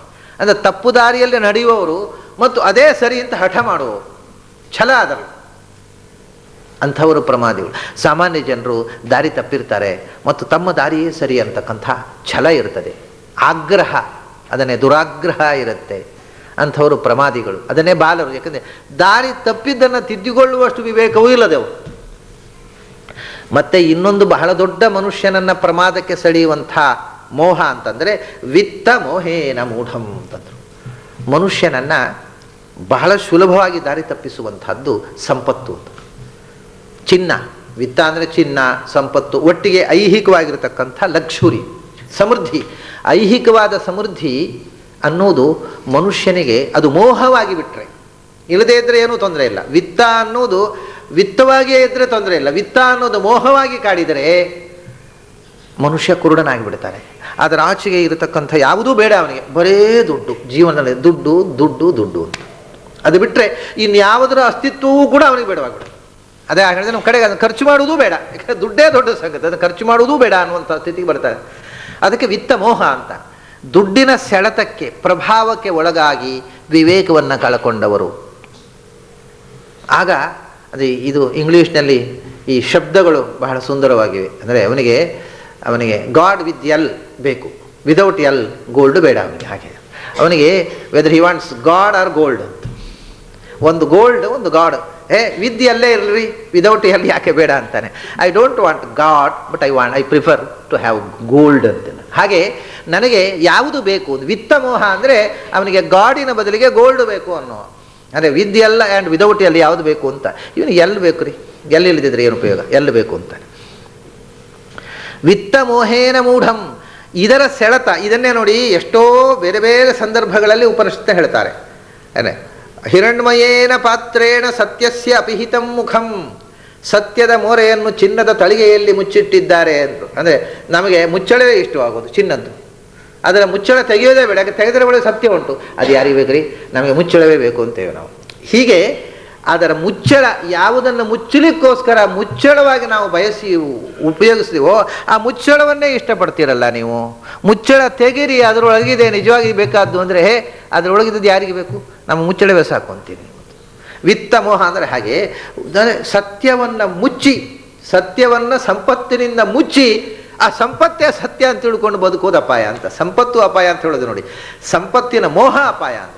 ಅಂದರೆ ವಿತ್ತವಾದಾಗ ಅದು ಅಪಾಯಕಾರಿ ಅಲ್ಲ. ಇದು ಮಹಾಭಾರತದಲ್ಲಿ ಬಂದ ಕಥೆ, ಇದಕ್ಕೆ ಪೋಷಕವಾದದ್ದೇ. ನಾನು ಸ್ವಲ್ಪ ಕಿಂಚಿತ್ತು ನಿನ್ನೆ ಮೊನ್ನೆ ಅದನ್ನು ಪ್ರಸ್ತಾಪಿಸಿದ್ದೆ. ಪುರುಷಾರ್ಥಗಳಲ್ಲಿ ಯಾವುದು ಶ್ರೇಷ್ಠ ಅಂತ ಕೇಳಿದಾಗ ಸಂಪತ್ತು ಶ್ರೇಷ್ಠ. ಅರ್ಥ, ಧರ್ಮ, ಅರ್ಥ, ಕಾಮ, ಮೋಕ್ಷಗಳಲ್ಲಿ ಅರ್ಥ ಶ್ರೇಷ್ಠ ಅಂತ ಅರ್ಜುನ ವಾದ ಮಾಡ್ತಾನೆ. ಬಹಳ ವಿಸ್ತಾರವಾಗಿ ಅರ್ಥಶ್ರೇಷ್ಠ ಅನ್ನುವುದನ್ನು ಸಮರ್ಥನೆ ಮಾಡಿದ್ದಾರೆ ಭಾರತದಲ್ಲಿ ಅರ್ಜುನನ ಮುಖದಿಂದ. ಯಾಕೆಂದರೆ ಅವನು ಆ ಕಾಲದ ಒಬ್ಬ ಶ್ರೇಷ್ಠ ಇಕನಾಮಿಸ್ಟ್ ಆಗಿದ್ದ. ಅರ್ಜುನ ಅರ್ಥಶಾಸ್ತ್ರಜ್ಞ. ಆದ್ದರಿಂದ ಇಕನಾಮಿಸ್ಟ್ ಏನು ಹೇಳಬೇಕು, ಅರ್ಥವೇ ಶ್ರೇಷ್ಠ, ಮತ್ತು ಇಕನಾಮಿಸ್ಟ್ ಮೋಕ್ಷ ಶ್ರೇಷ್ಠ ಅಂತೇಳಿ ಅವನು ಇಕನಾಮಿಸ್ಟ್ ಹೇಗಾಗ್ತಾನೆ. ಅರ್ಥವೇ ಶ್ರೇಷ್ಠ ಅಂತ ವಾದ ಮಾಡಿದವ. ಯಸ್ಯಾರ್ಥಾ ಸಪಮಾನ್ ಲೋಕೆ ಯಸ್ಯಾರ್ಥಾ ಸಚ ಪಂಡಿತ ಯಸ್ಯಾರ್ಥಾ ತಸ್ಯ ಬಾಂಧವಾ ಅಂತೆಲ್ಲ ಹೇಳ್ತಾರೆ. ದುಡ್ಡಿದ್ರೆ ಅವನ ವಿದ್ಯೆಗೆ ಬೆಲೆ, ದುಡ್ಡಿರದೇ ಇದ್ದರೆ ವಿದ್ವಾಂಸನನ್ನು ಮೂಸೋರಿಲ್ಲ. ಇದು ಮಹಾಭಾರತದಲ್ಲಿ ಅರ್ಜುನ ಹೇಳಿದಂಥ ಮಾತು ಅಂತ ವೇದವ್ಯಾಸರು ನಮಗೆ ಕೊಟ್ಟಿರುವಂಥದ್ದು. ಒಬ್ಬನ ದುಡ್ಡು ಇದ್ದರೆ ಅವನೊಬ್ಬ ಮನುಷ್ಯ, ಇಲ್ಲದಿದ್ದರೆ ಅವನು ಮನುಷ್ಯ ಅಂತ ಸಮಾಜ ಪರಿಗಣಿಸುವುದಿಲ್ಲ. ಯಸ್ಯಾರ್ಥಾ ಸಪಮಾನ್ ಲೋಕೆ ಯಸ್ಯಾರ್ಥಾ ತಸ್ಯ ಬಾಂಧವಾ. ದುಡ್ಡಿದ್ದರೆ ಬಂಧುಗಳು ಬಾಂಧವರು ಎಲ್ಲ ನಿಮಗೆ ನಮ್ಮದು ಮರ್ತು ಹೋಗಿದೆ ಕಾಣುತ್ತೆ, ನಾವು ದೂರದಲ್ಲಿ ಸಂಬಂಧ ಆಗುತ್ತೆ ನಿಮಗೆ ಅಂತ ಬರ್ಲಿಷನ್ ಮಾಡ್ತಾರೆ ಮನೆಗೆ. ದುಡ್ಡು ಇಲ್ಲದೇ ಇದ್ದರೆ ಸಂಬಂಧಿಗಳಿಗೂ ಗುರುತ ಇಲ್ಲ. ಆವಾಗ ದುಡ್ಡಿನ ಒಂದು ಆಶ್ರಯ ಇದ್ದಾಗ ಯಾವುದೋ ಬಾದ್ರಾಯಣ ಸಂಬಂಧ ಎಲ್ಲ ಮಾಡಿಕೊಂಡು ನಮ್ದು ನಿಮಗೆ ನೆನಪಿಲ್ವಾ, ಬಹಳ ದೂರದಲ್ಲಿ ಸಂಬಂಧ ಆಗಬೇಕು ನಾವು ಒಂದು ಶುರು ಮಾಡ್ತಾರೆ. ಆದ್ದರಿಂದ ಬಾಂಧವ್ಯ, ದುಡ್ಡಿದ್ದಲ್ಲಿ ಬಾಂಧವ್ಯ, ದುಡ್ಡಿದ್ರೆ ಮನುಷ್ಯತ್ವ, ದುಡ್ಡಿದ್ರೆ ಪಂಡಿತ, ದುಡ್ಡಿಲ್ಲದೆ ಇದ್ದ ಪಂಡಿತನನ್ನು ಕೇಳೋರಿಲ್ಲ. ಅದರಿಂದ ಅರ್ಥವೇ ಶ್ರೇಷ್ಠ ಅಂತ ಇಂಥ ಅನೇಕ ಮಾತುಗಳು ಇವತ್ತೇನು ಲೋಕದಲ್ಲಿ ನಾವು ಅಂತೇವೆ, ಆ ಎಲ್ಲ ವಾದಗಳು ಮಹಾಭಾರತದಲ್ಲಿ ಅರ್ಜುನ ಮುಖದಿಂದ ಹೇಳಿಸಿ ಪುರುಷಾರ್ಥಗಳಲ್ಲಿ ಶ್ರೇಷ್ಠವಾದ್ದು ದುಡ್ಡು. ಯಾಕೆಂದರೆ ಏನು ಮಾಡಬೇಕು ಅಂತ ಹೇಳಿ, ನೀವು ಪುಣ್ಯ ಕಾರ್ಯ ಮಾಡಬೇಕು ಅಂತ ಹೇಳಿ, ಪುಣ್ಯ ಕಾರ್ಯ ಮಾಡಬೇಕಾದ್ರೆ ದುಡ್ಡು ಬೇಕಲ್ಲ. ಒಬ್ಬರು ದಾನ ಮಾಡಬೇಕಾದ್ರೆ ದುಡ್ಡು ಇಲ್ಲದೆ ದಾನ ಮಾಡೋದೆಂಥದ್ದು. ಅದರಿಂದ ಇನ್ನೊಬ್ಬ ಪುಣ್ಯ ಕಾರ್ಯ ಮಾಡಬೇಕಾದ್ರೆ ಪುರೋಹಿತರದ ಲಿಸ್ಟ್ ನೋಡಿದರೆ ನಾವು ಎಷ್ಟು ಸಂಪಾದನೆ ಮಾಡಿದ್ರೆ ಸಾಕಾಗೋದಿಲ್ಲ ಮಾಡಲಿಕ್ಕೆ. ಒಂದು ಹೋಮ ಹವನ ಮಾಡಬೇಕಾದ್ರೆ, ಒಂದು ಬ್ರಹ್ಮಕಲಶ ಮಾಡ್ಬೇಕಾದ್ರೆ 4 ಲಕ್ಷ ರೂಪಾಯಿ ಪಟ್ಟಿ ಕೊಡ್ತಾರೆ ಪುರೋಹಿತರು. 4 ಲಕ್ಷ ರೂಪಾಯಿ ಮಾಡಬೇಕಾದ್ರೆ ನ್ಯಾಯ ಮಾರ್ಗದಲ್ಲಿ ತಿಂಗಳು 6-7 ಸಾವಿರ ಸಂಪಾದನೆ ಮಾಡೋ 4 ಲಕ್ಷ ರೂಪಾಯಿ ಒಂದು ಕಾರ್ಯ ಜೀವನದಲ್ಲಿ ಮಾಡೋದು ಸಾಧ್ಯ ಇಲ್ಲ. ಹಾಗಾದರೆ ಏನು ಮಾಡಬೇಕು? ಒಂದು ಪುಣ್ಯ ಕಾರ್ಯ ಮಾಡಬೇಕಾದ್ರೆ ಅನೇಕ ಅಪುಣ್ಯ ಕಾರ್ಯಗಳನ್ನು ಮಾಡಬೇಕಾಗುತ್ತೆ. ಯಾಕಂದ್ರೆ ದುಡ್ಡು ಮಾಡಬೇಕಲ್ಲ ಮೊದಲು. ಅದನ್ನ ಪುಣ್ಯ ಕಾರ್ಯ ಮಾಡಬೇಕಾಗಿದ್ದರೆ ಅನೇಕ ಪಾಪ ಕಾರ್ಯ ಮಾಡಿದ್ರೇ ಪುಣ್ಯ ಕಾರ್ಯ ಮಾಡಲಿ ಬರೋದು ಅನ್ನೋ ರೀತಿ ಇದೆ ಇವತ್ತು ಪರಿಸ್ಥಿತಿ. ಅರ್ಜುನ ಹೇಳ್ತಾನೆ, ಅದರಿಂದ ನೀವು ಪುಣ್ಯ ಕಾರ್ಯ ಮಾಡಬೇಕಾದ್ರೂ ದುಡ್ಡು ಬೇಕಲ್ಲ. ಧರ್ಮ ಮಾಡಬೇಕಾದ್ರೂ ಅರ್ಥ ಇಲ್ಲದಿದ್ದವನು ಧರ್ಮ ಮಾಡೋದೆಂಥದ್ದು. ಅವನು ಧರ್ಮ ಕೊಡಿ ಸ್ವಾಮಿ ಅಂತ ಅವನು ಹೇಳಬೇಕು ಅಷ್ಟೇ, ಮಾಡ್ಲಿಕ್ಕೆ ಬರೋದಿಲ್ಲ. ಆದ್ದರಿಂದ ಅರ್ಥವೇ ಧರ್ಮಕ್ಕೂ ಸಾಧನ, ಅರ್ಥವೇ ಶ್ರೇಷ್ಠ ಪುರುಷಾರ್ಥ ಅಂತ. ಇದು ಅರ್ಜುನನ ವಾದ. ಇದು ವಿತ್ತ, ಅದು ಮೋಹ ಆದಾಗ ಆಗ ಭೀಮಸೇನ ಏನು ಹೇಳ್ತಾನೆ, ಅಲ್ಲ ಕಾಮವೇ ಶ್ರೇಷ್ಠ ಅಂತ ಹೇಳಿದೆ. ಯಾಕೆ? ಹೌದಯ್ಯ, ದುಡ್ಡಿದ್ರೆ ಧರ್ಮ ಕಾರ್ಯ ಆಗುತ್ತಾ? ದುಡ್ಡನ್ನು ಧರ್ಮ ಕಾರ್ಯಕ್ಕೋಸ್ಕರ ವಿನಿಯೋಗಿಸಬೇಕು ಅನ್ನುವಂಥ ಇಚ್ಛೆ ಬೇಕಲ್ಲೋ ಅವನಿಗೆ. ಹಾಗಾದ್ರೆ ಶ್ರೇಷ್ಠವಾದ ಯಾವುದು? Desire, not money, not wealth, but desire. ಆ ದುಡ್ಡನ್ನು ಒಳ್ಳೆಯ ಕೆಲಸಕ್ಕೆ ವಿನಿಯೋಗಿಸುವ ಕಾಮ ಅನ್ನೋದು ಶ್ರೇಷ್ಠ. ಇಲ್ಲದೇ ಇದ್ದರೆ ಅದು ವಿತ್ತ ಮೋಹ ಆಗತ್ತೆ. ಹಾಗಾಗಿ ವಿತ್ತ ಒಳ್ಳೆಯದಕ್ಕೂ ವಿನಿಯೋಗಿಸಬಹುದು, ಕೆಟ್ಟದ್ದಕ್ಕೂ ವಿನಿಯೋಗಿಸಬಹುದು. ಅದು ಸಂಪತ್ತೂ ಆಗಬಹುದು, ಅದು ಅಪತ್ತೂ ಆಗಬಹುದು. ಸಂಪತ್ತನ್ನು ನಾವು ಸಂಪತ್ತಾಗಿಯೂ ಅದನ್ನು ಬೆಳೆಸಿಕೊಳ್ಳಬಹುದು, ಅದು ನಮ್ಮ ಜೀವನದ ಆಪತ್ತು ಆಗುವುದು. ಎಲ್ಲ ಸಂಪತ್ತುಗಳು ಹಾಗೆ. ಸಂಪತ್ತುಗಳು ಯಾವುವೋ ಅವೇ ವಿಪತ್ತುಗಳು, ಬೇರೆ ವಸ್ತು ಇಲ್ಲ. ಸಂಪತ್ತೇ ದುರುಪಯೋಗ ಆದಾಗ ವಿಪತ್ತು, ಸದುಪಯೋಗ ಆದಾಗ ಸಂಪತ್ತು. ಅದನ್ನ ಅರ್ಥ ಸದುಪಯೋಗ ಆದಾಗ ಅದು ಅರ್ಥ ಪುರುಷಾರ್ಥ, ದುರುಪಯೋಗ ಆದಾಗ ಅದು ಅನರ್ಥ. ಅದನ್ನು ವಿತ್ತಮೋಹ ಅನ್ನೋದು. ಅದು ಯಾವಾಗಲೂ ನಮ್ಮಲ್ಲಿರ್ತಕ್ಕ ಸಂಪತ್ತು ಸದುಪಯೋಗ ಆಯಿತು ಅಂತಂದರೆ ಅದು ಪುರುಷಾರ್ಥ, ದುರುಪಯೋಗ ಆದಾಗ ಅದು ವಿತ್ತಮೋಹ ಆಯಿತು. ಆ ವಿತ್ತಮೋಹದಿಂದ ಯಾರು ಮೂಢನಾಗಿರ್ತಾನೆ, ಈ ವಿತ್ತದ ಆಚೆಗೆ ಇರತಕ್ಕಂಥ ಮೌಲ್ಯವನ್ನು ಅವನು ಕಾಣದವನಾಗಿ ಬಿಡ್ತಾನೆ. ಇದೇ ಜೀವನದಲ್ಲಿ ನಾವು ಸಂಪಾದಿಸಬೇಕು, ಖರ್ಚು ಮಾಡಬೇಕು, ಅದಕ್ಕಿಂತ ಆಚೆ ಏನುಂಟು ಜೀವನದಲ್ಲಿ ಅನ್ನುವ ಭಾವನೆ ಬಂದುಬಿಡ್ತದೆ. ಹಾಗಾಗಿ ಸಾಂಪ್ರಾಯ ಅದರ ಆಚೆಗೆ ಇರತಕ್ಕ, ಅಂದರೆ ಈ ಸಂಪತ್ತಿಗಿಂತ ದೊಡ್ಡ ಸಂಪತ್ತು ಜ್ಞಾನದ ಸಂಪತ್ತು ಅನ್ನೋದು ಅಮುಖ್ಯವಾಗಿಬಿಡುತ್ತೆ. ಆಗ ಈ ಸಂಪತ್ತಿನ ಮುದ್ದೆ ಆ ಸ್ಥಿತಿಯಲ್ಲಿ ಇದ್ದವನಿಗೆ ಜ್ಞಾನದ ಸಾಧನೆ, ಜ್ಞಾನದಿಂದ ಮೋಕ್ಷ ಇದ್ಯಾವುದೂ ಅರ್ಥವಾಗುವುದಿಲ್ಲ. ನ ಸಾಂಪ್ರಾಯ ಪ್ರತಿಭಾತಿ ಬಾಲಂ ಪ್ರಮಾದ್ಯಂತಂ ವಿತ್ತಮೋಹೇನ ಮೂಢಂ. ಇದನ್ನೇ ಅನುವಾದ ಮಾಡಿಕೊಂಡು ಓಲ್ಡ್ ಬೈಬಲ್ನಲ್ಲಿ ಒಂದು ಮಾತಿದೆ. ಇದೆಲ್ಲ ಹಿಂದಿನದು. ಅಂಧೇನೈವ ನಿಯಮಾನಾಹ ಯಥಾಂಧಾಹ ಅನ್ನೋದಕ್ಕೆ if a blind man follows another blind man, both of them will fall into a pit. ಪ್ರಮಾದ್ಯಂತಂ ವಿತ್ತಮೋಹೇನ ಮೂಢಂ ನ ಸಾಂಪ್ರಾಯ ಪ್ರತಿಭಾತಿ. ಇದಕ್ಕೆ ಸಂವಾದಿಯಾಗಿರ್ತಕ್ಕಂಥದ್ದು ಹೊಳೆ ಟೆಸ್ಟಮೆಂಟಲ್ಲಿ ಒಂದು ಮಾತಿದೆ. ಈ poor you are blessed for the heaven is yours ಅಂತ. ಈ poor you are blessed for the heaven is yours. ಇದು ಹಳೆ ಟೆಸ್ಟಮೆಂಟ್ನಲ್ಲಿರುವಂಥದ್ದು. ಹೊಸ ಟೆಸ್ಟಮೆಂಟ್ನಲ್ಲಿರ್ತಕ್ಕಂಥ ವಾಕ್ಯ ನಿಮಗೆಲ್ಲ ಗೊತ್ತಿದೆ. It is easier for a poor man, for a camel to go into the eye of a needle than for a rich man to enter into the kingdom of heaven ಅಂತಕ್ಕಂಥ ಮಾತು ಹೊಸ ಟೆಸ್ಟಮೆಂಟ್ನಲ್ಲಿರುವಂಥದ್ದು. ಈ ಎಲ್ಲ ಮಾತುಗಳು ಬಂದದ್ದು ಇದೇ ವಾಕ್ಯದ ಅನುವಾದ. ಇದೆಲ್ಲ ವಿತ್ತ ಮೋಹೇನ ಮೂಢಂ. ಅಲ್ಲಿ ಇರತಕ್ಕಂಥ ಮಾತಿಗಿಂತ ಹೆಚ್ಚು ಸ್ಪಷ್ಟವಾಗಿ ಇಲ್ಲಿ ಇದೆ. ಅದರಲ್ಲಿ ಬರೇ ಶ್ರೀಮಂತಿಕೆಯನ್ನು ಅಟ್ಯಾಕ್ ಮಾಡಿದ್ದಾರೆ ಅಷ್ಟೇ. ಇಲ್ಲಿ ಶ್ರೀಮಂತಿಕೆಯನ್ನು ಅಟ್ಯಾಕ್ ಮಾಡಲಿಲ್ಲ, ಶ್ರೀಮಂತಿಕೆಯ ಮೋಹವನ್ನು ಅಟ್ಯಾಕ್ ಮಾಡಿ, ವಿತ್ತವನ್ನು ಅಟ್ಯಾಕ್ ಮಾಡೋದಿಲ್ಲ ಇವರು. ಯಾಕಂದರೆ ಅದು ಪುರುಷಾರ್ಥದಲ್ಲಿ ಒಂದು ವಿತ್ತದ ಮೋಹ. ಮನುಷ್ಯ ಅದರಲ್ಲೇ ಮುಳುಗಿಬಿಟ್ರೆ ಅದರ ಆಚೆಗೆ ಏನಿದೆ ಅನ್ನೋದನ್ನು ಮರೆತು ಬಿಟ್ಟಾಗ ಅದು ಅಪಾಯಕಾರಿ ಎಂದು. ಪ್ರಮಾದ್ಯಂತಂ ವಿತ್ತ ಮೋಹೇನ ಮೂಢಂ. ಹಾಗೆ ಮೂಢನಾವುದು ಏನು ಮಾಡ್ತಾನೆ? ಅಯಂ ಲೋಕಃ ನಾಸ್ತಿ ಪರ ಇತಿ ಮಾನಿ. ಇದು ಎರಡು ಥರ. ಅಯಂ ಲೋಕಃ, ಲೋಕ ಸುಖ ಪಡುವಂಥ ಲೋಕ, ಸ್ವರ್ಗ ಅಂದರೆ ಇದೇ. ನಾಸ್ತಿ ಪರಹ, ಇನ್ನೊಂದು ಪರಲೋಕ ಎಂಥದ್ದು? ಸುಳ್ಳೆ ಅದೆಲ್ಲ. ಅದು ಯಾರು ನಂಬ್ತಾರೆ? ನಮ್ಗೆ ಪರಲೋಕದ ಬಗ್ಗೆ ನಂಬಿಕೆ ಇಲ್ಲ. ಈಗ ಇದ್ದಾಗ ಸುಖ ಪಟ್ಟದ್ದು ಬಂತು ಸ್ವಾಮಿ, ಸತ್ತ ಮೇಲೆ ಸುಖ ಬರುತ್ತಂದು ಈಗ ಕಷ್ಟಪಡುವಂಥ ಮೂರ್ಖತನ ನಾವು ಮಾಡಲ್ಲ. ಭಸ್ಮೀಭೂತಸ್ಯೇನು ಗೃಣಂ ಕೃತ್ವ ಘೃತಂ ಬಿಬ. ಸಾಲ ಮಾಡಿ ಆದರೂ ತುಪ್ಪ ತಿನ್ನು, ಯಾಕೆ ಭಸ್ಮೀಭೂತಸ್ಯ ಭೂತಸ್ಯ ಪುನರಾಗಮನಂ ಕುತಃ. ಒಂದು ಸುಟ್ಟು ಹೋದ್ಮೇಲೆ ಮತ್ತೆ ಪುನಃ ಸ್ವರ್ಗದಲ್ಲಿ ಹೋಗಿ ಸುಖಪಡೋದೆ ಅಂತದೆಯಾ? ಅದೆಲ್ಲ ಸುಳ್ಳು. ಅದು ಸುಮ್ಮನೆ ನಿನ್ನನ್ನು ಇಲ್ಲಿ ಕಷ್ಟಪಡಿಸಿ ನಿನ್ನಿಂದ ದುಡಿಸಿ ತಾವು ಸುಖಪಟ್ಟು ನಿನಗೆ ಕಷ್ಟ ಕೊಟ್ಟು ನೀನು ಈಗ ಇಲ್ಲಿ ಕಷ್ಟಪಟ್ಟು ಸ್ವರ್ಗದ ಸುಖ ಸಿಗುತ್ತೆ ಅಂತ ನಿನ್ನ ತಮ್ಮ ಸ್ವಾರ್ಥಕ್ಕೋಸ್ಕರ ಶ್ರೀಮಂತರು ಮಾಡಿರೋ ನಿಯಮಗಳು ಅಂತಾರೆ ಕಮ್ಯುನಿಸ್ಟ್ರು. ಹಾಗೆ ಅದನ್ನೇ ನಾಸ್ತಿಕರು ಹೇಳ್ತಾರೆ, ಭಸ್ಮಿ ಒಮ್ಮೆ ಸುಟ್ಟು ನಾಶವಾದ ಮೇಲೆ ಮತ್ತೆ ಸ್ವರ್ಗಕ್ಕೆ ಹೋಗೋದು ಪುನಃ ಭೂಮಿ ಬರೋದೆಲ್ಲ ಸುಳ್ಳು. ಆದ್ದರಿಂದ ಸಾಯೋ ತನಕ ಸುಖ ಪಟ್ಟದ್ದು. ಸುಳ್ಳು ಹೇಳ್ಬೇಕಾದ್ರೆ ಸುಳ್ಳು ಹೇಳು, ಸಾಲ ಬೇಕಾದ್ರೆ ಸಾಲ ಮಾಡು, ತೀರಿಸ್ಬೇಡ. ಯಾಕೆಂದರೆ ತೀರಿಸಿದ್ರೆ ನರಕ ಅಂತ ಒಂದಿಲ್ಲ, ಸ್ವರ್ಗ ಅಂತ ಒಂದಿಲ್ಲ. ನಾಸ್ತಿ ಪರಹ ಅಯಂ ಲೋಕಃ. ಸುಖ ಪಡ್ಲಿಕ್ಕಿರೋದು ಇದು ಒಂದೇ ಲೋಕ, ಇದರ ಆಚೆಗೆ ಬೇರೆ ಲೋಕ ಇಲ್ಲ. ಅದಕ್ಕೆ ಹೆದರಿ ನೀನು ಇಲ್ಲಿ ಕಷ್ಟಪಡಬೇಡ. ಯಮ ಹೇಳ್ತಾನೆ, ಹೀಗೆ ಹೇಳ್ತಾ ಇರ್ತಾರೆ ಪರಲೋಕ ಇಲ್ಲ ಅಂತ, ಅವರು ನನ್ನ ಹತ್ರವೇ ಬರೋದು ಅಂತಾನೆ. ಪುನಃ ಪುನರ್ವಶಂ ಆಪದ್ಯತೇವೆ, ಕೊನೆ ನನ್ನ ಹತ್ರ ಬರ್ತಾರೆ, ಪಶ್ಚಾತ್ತಾಪ ಪಡ್ತಾರೆ ನನ್ನ ಹತ್ರ ಬಂದು. ಇಲ್ಲ ಅಂತ ಹೇಳಿದ್ಯಲ್ಲ ಈಗ ಅನುಭವಿಸ್ತಾ ಇದ್ದಿಲ್ಲ. ಹೌದು ಸ್ವಾಮಿ ತಪ್ಪಾಯಿತು, ಏನು ಮಾಡೋದು ಹೇಳಿಬಿಟ್ಟೆ. ಪುನಃ ಬಾರಿ ಬಾರಿಗೆ ನನ್ನ ಬಳಿ ಬಂದು ಚಿತ್ರಹಿಂಸೆಗೊಳಗಾಗ್ತಾರೆ. ಹೀಗೆ ಹೇಳುವ ಜನ. ಅಯಂ ಲೋಕಃ ಅಯಮೇವ ಲೋಕಃ, ಈ ಬದುಕೇ ಬದುಕು, ನಾಸ್ತಿ ಪರಹ, ಅದರ ಆಚೆಗಿನ ಲೋಕ ಇಲ್ಲ ಅಂತ ತಿಳ್ಕೊಂಡು ಅದರಿಂದ ಮಾನಿ, ಅದರಿಂದ ಅಹಂಕಾರದಿಂದ ಬದುಕಿನಲ್ಲಿ ಮಾಡಬಾರದನ್ನೆಲ್ಲ ಮಾಡಿ ಪುನಃ ವಶಂ ಆಪದ್ಯತೇಮೆ, ಮತ್ತೆ ಮತ್ತೆ ನನ್ನ ಹತ್ರ ಬರ್ತಾರೆ, ಮತ್ತೆ ಮತ್ತೆ ನನ್ನ ಬಂಧನಕ್ಕೆ ಸಿಲುಕ್ತಾರೆ, ಮತ್ತೆ ಇಲ್ಲಿ ಕಷ್ಟಪಡ್ತಾರೆ.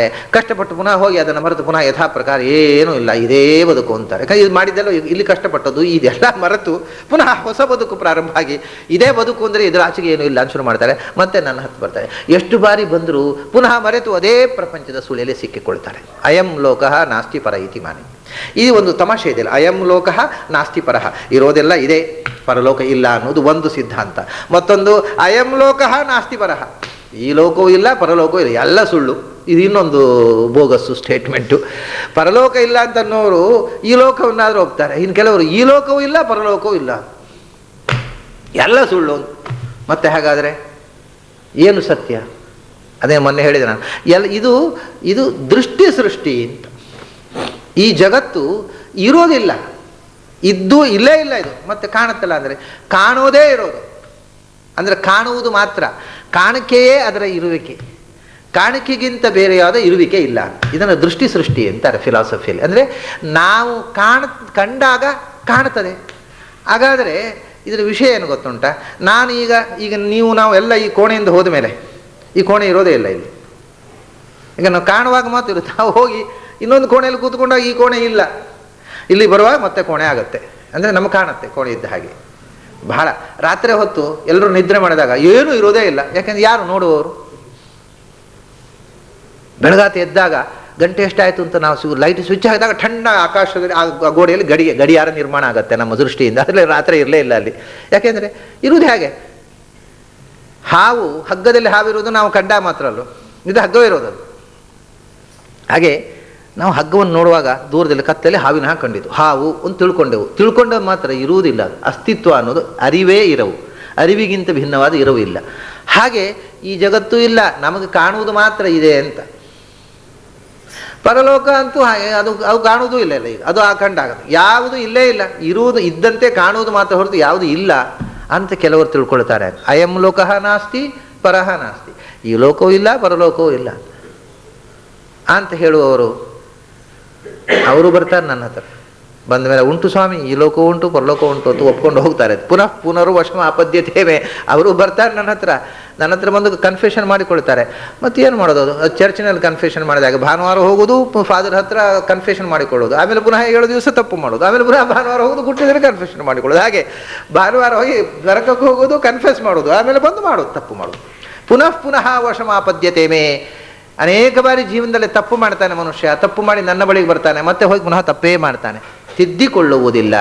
ಕಾರಣ ಅವಿದ್ಯಾಯಾವಂತರೇ ವರ್ತಮಾನಃ, ಆದರೂ ಸ್ವಯಂ ಧೀರಾಹ. ಅಂದರೆ ಇದರಲ್ಲಿ ಹೇಳ್ತಕ್ಕ ಮುಖ್ಯ ಮಾತು ಏನು ಅಂತಂದರೆ, ಮೊದಲು ನಮಗೆ ಏನು ಗೊತ್ತಾಗಬೇಕು ಅಂದರೆ, ನಾವು ಎಲ್ಲ ವಿಷಯಗಳನ್ನು ಜಡ್ಜಿ ಮಾಡ್ತೇವಲ್ಲ, ಈ ಸ್ವಭಾವವನ್ನು ಬಿಡಬೇಕು.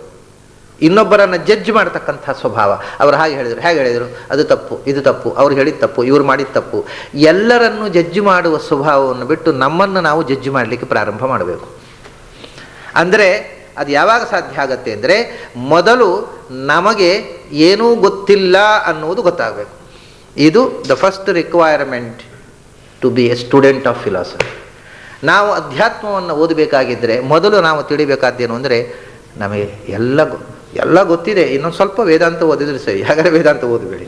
ಎಲ್ಲ ಗೊತ್ತಿದೆ, ಒಂಚೂರು ಏನಾದರೂ ಒಂಚೂರು ಸಾಯೋ ಮುಂಚೆ ಒಂಚೂರು ವೇದಾಂತ ಓದಿಬಿಟ್ರೆ ಆಗೋಯ್ತು, ಮತ್ತೆಲ್ಲ ಗೊತ್ತುಂಟು. ಮತ್ತು ಅಥವಾ ವೇದಾಂತ ಓದಿದ ಮೇಲೆ ಒಬ್ಬರು ಸುಧಾಮಂಗಳ ಆಯಿತು, ಒಬ್ಬರಿಗೆ ಸುಧಾಮಂಗಳ ಆದಮೇಲೆ ಅವ್ರು ಅಂತ ಹೇಳ್ತಾರೆ, ನಾನು ಎಲ್ಲ ಓದಿ ಆಯ್ತು, ಇನ್ನೇನು ಮಾಡೋದು, ನಾಳೆ ಏನೂ ಓದಿಲ್ಲ, ಇವನು ಪ್ರಾರಂಭ ಮಾಡಬೇಕು ನೀವು. ಹರಿ ಓಂ ಅಂತ ಪ್ರಾರಂಭ, ನೀವು ಏನೂ ಗೊತ್ತಿಲ್ಲ. ಸುಧಾಮಂಗಳ ಆಯಿತು ಅಂದರೆ ಇವು ಏನೂ ಗೊತ್ತಿಲ್ಲ ಅಂತ ಅನ್ನೋದು ಗೊತ್ತಾಗಬೇಕಿತ್ತು. ಇನ್ನೂ ಗೊತ್ತಾಗಲಿಲ್ಲ ಅಂದರೆ ಇನ್ನೂ ಅಧ್ಯಯನ ಏನೂ ಉಪಯೋಗ ಇಲ್ಲ, ನೀವು ಸುಧಾ ಓದಿದ್ದು. ಇನ್ನು ಪ್ರಾರಂಭದಿಂದ ನೀವು ಅಧ್ಯಯನ ಮಾಡಬೇಕು ಅಂತ ಹೇಳಿದೆ ನಾನು ಅವರಿಗೆ. ಅಂದರೆ ನಮಗೆ ಗೊತ್ತಾಯಿತು ಅಂತ ಅನ್ನುವಂಥದ್ದು ತಿಳಿದುಬಿಟ್ರೆ ಏನೂ ಗೊತ್ತಾಗುವುದಿಲ್ಲ. ಅವಿಜ್ಞಾತಂ ವಿಜಾನತಾಂ ವಿಜ್ಞಾತಂ ಅವಿಜಾನತಾಂ ಅನ್ನುವಂಥ ಮಾತು. ಗೊತ್ತಿದ್ದವರಿಗೆ ಗೊತ್ತಿಲ್ಲ, ಗೊತ್ತಿರದವರಿಗೆ ಗೊತ್ತುಂಟು ಅಂತ. ಯಾರಿಗೆ ಗೊತ್ತಿಲ್ಲ ಅವರಿಗೇ ನಿಜವಾಗಿ ಗೊತ್ತಿರೋದು. ಅಂದರೆ ಗೊತ್ತಿಲ್ಲ ಅನ್ನೋದಾದ್ರೂ ಗೊತ್ತಿದೆಯಲ್ಲ, ಅಷ್ಟು ಬೇಸಿಕ್ ನಾಲೆಜ್ ಇಲ್ಲದಿದ್ದವರು ಏನು ಪಂಡಿತರು.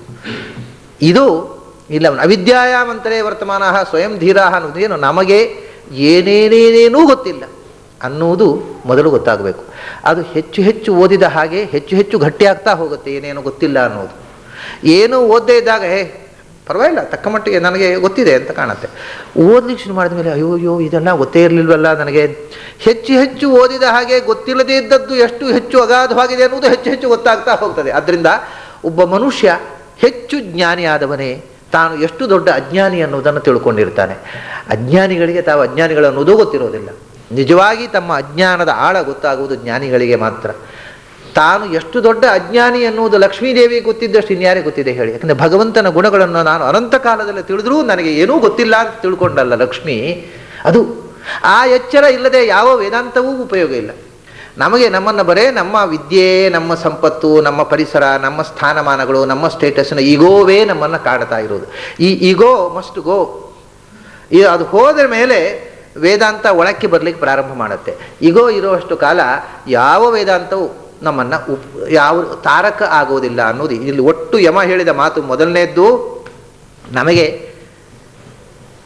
ಈ ಎಲ್ಲ ಮೋಹಗಳಿಂದ ದಾಟಿ ನಿಲ್ಲಬೇಕು, ಪ್ರಲೋಭನೆಗಳಿಗಿಂತ ನಮಗೆ ಪ್ರಿಯಕ್ಕಿಂತ ಹಿತವಾದದ್ದು ಒಳ್ಳೆಯದು ಅನ್ನುವ ವಿವೇಕ ಇರಬೇಕು.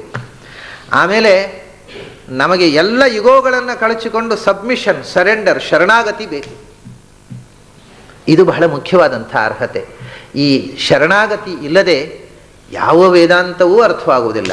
ನಾವು ಸಾಮಾನ್ಯವಾಗಿ ವೇದಾಂತವನ್ನು ಅಹಂಕಾರದ ಜೊತೆಗೆ ವೇದಾಂತಕ್ಕೆ ಪ್ರವೇಶ ಮಾಡ್ತೇವೆ. ವೇದಾಂತ ಓದ್ತಾ ಓದ್ತಾ ಅಹಂಕಾರವನ್ನು ಹೆಚ್ಚಿಸಿಕೊಂಡು ಬೆಳೆಯುತ್ತೇವೆ.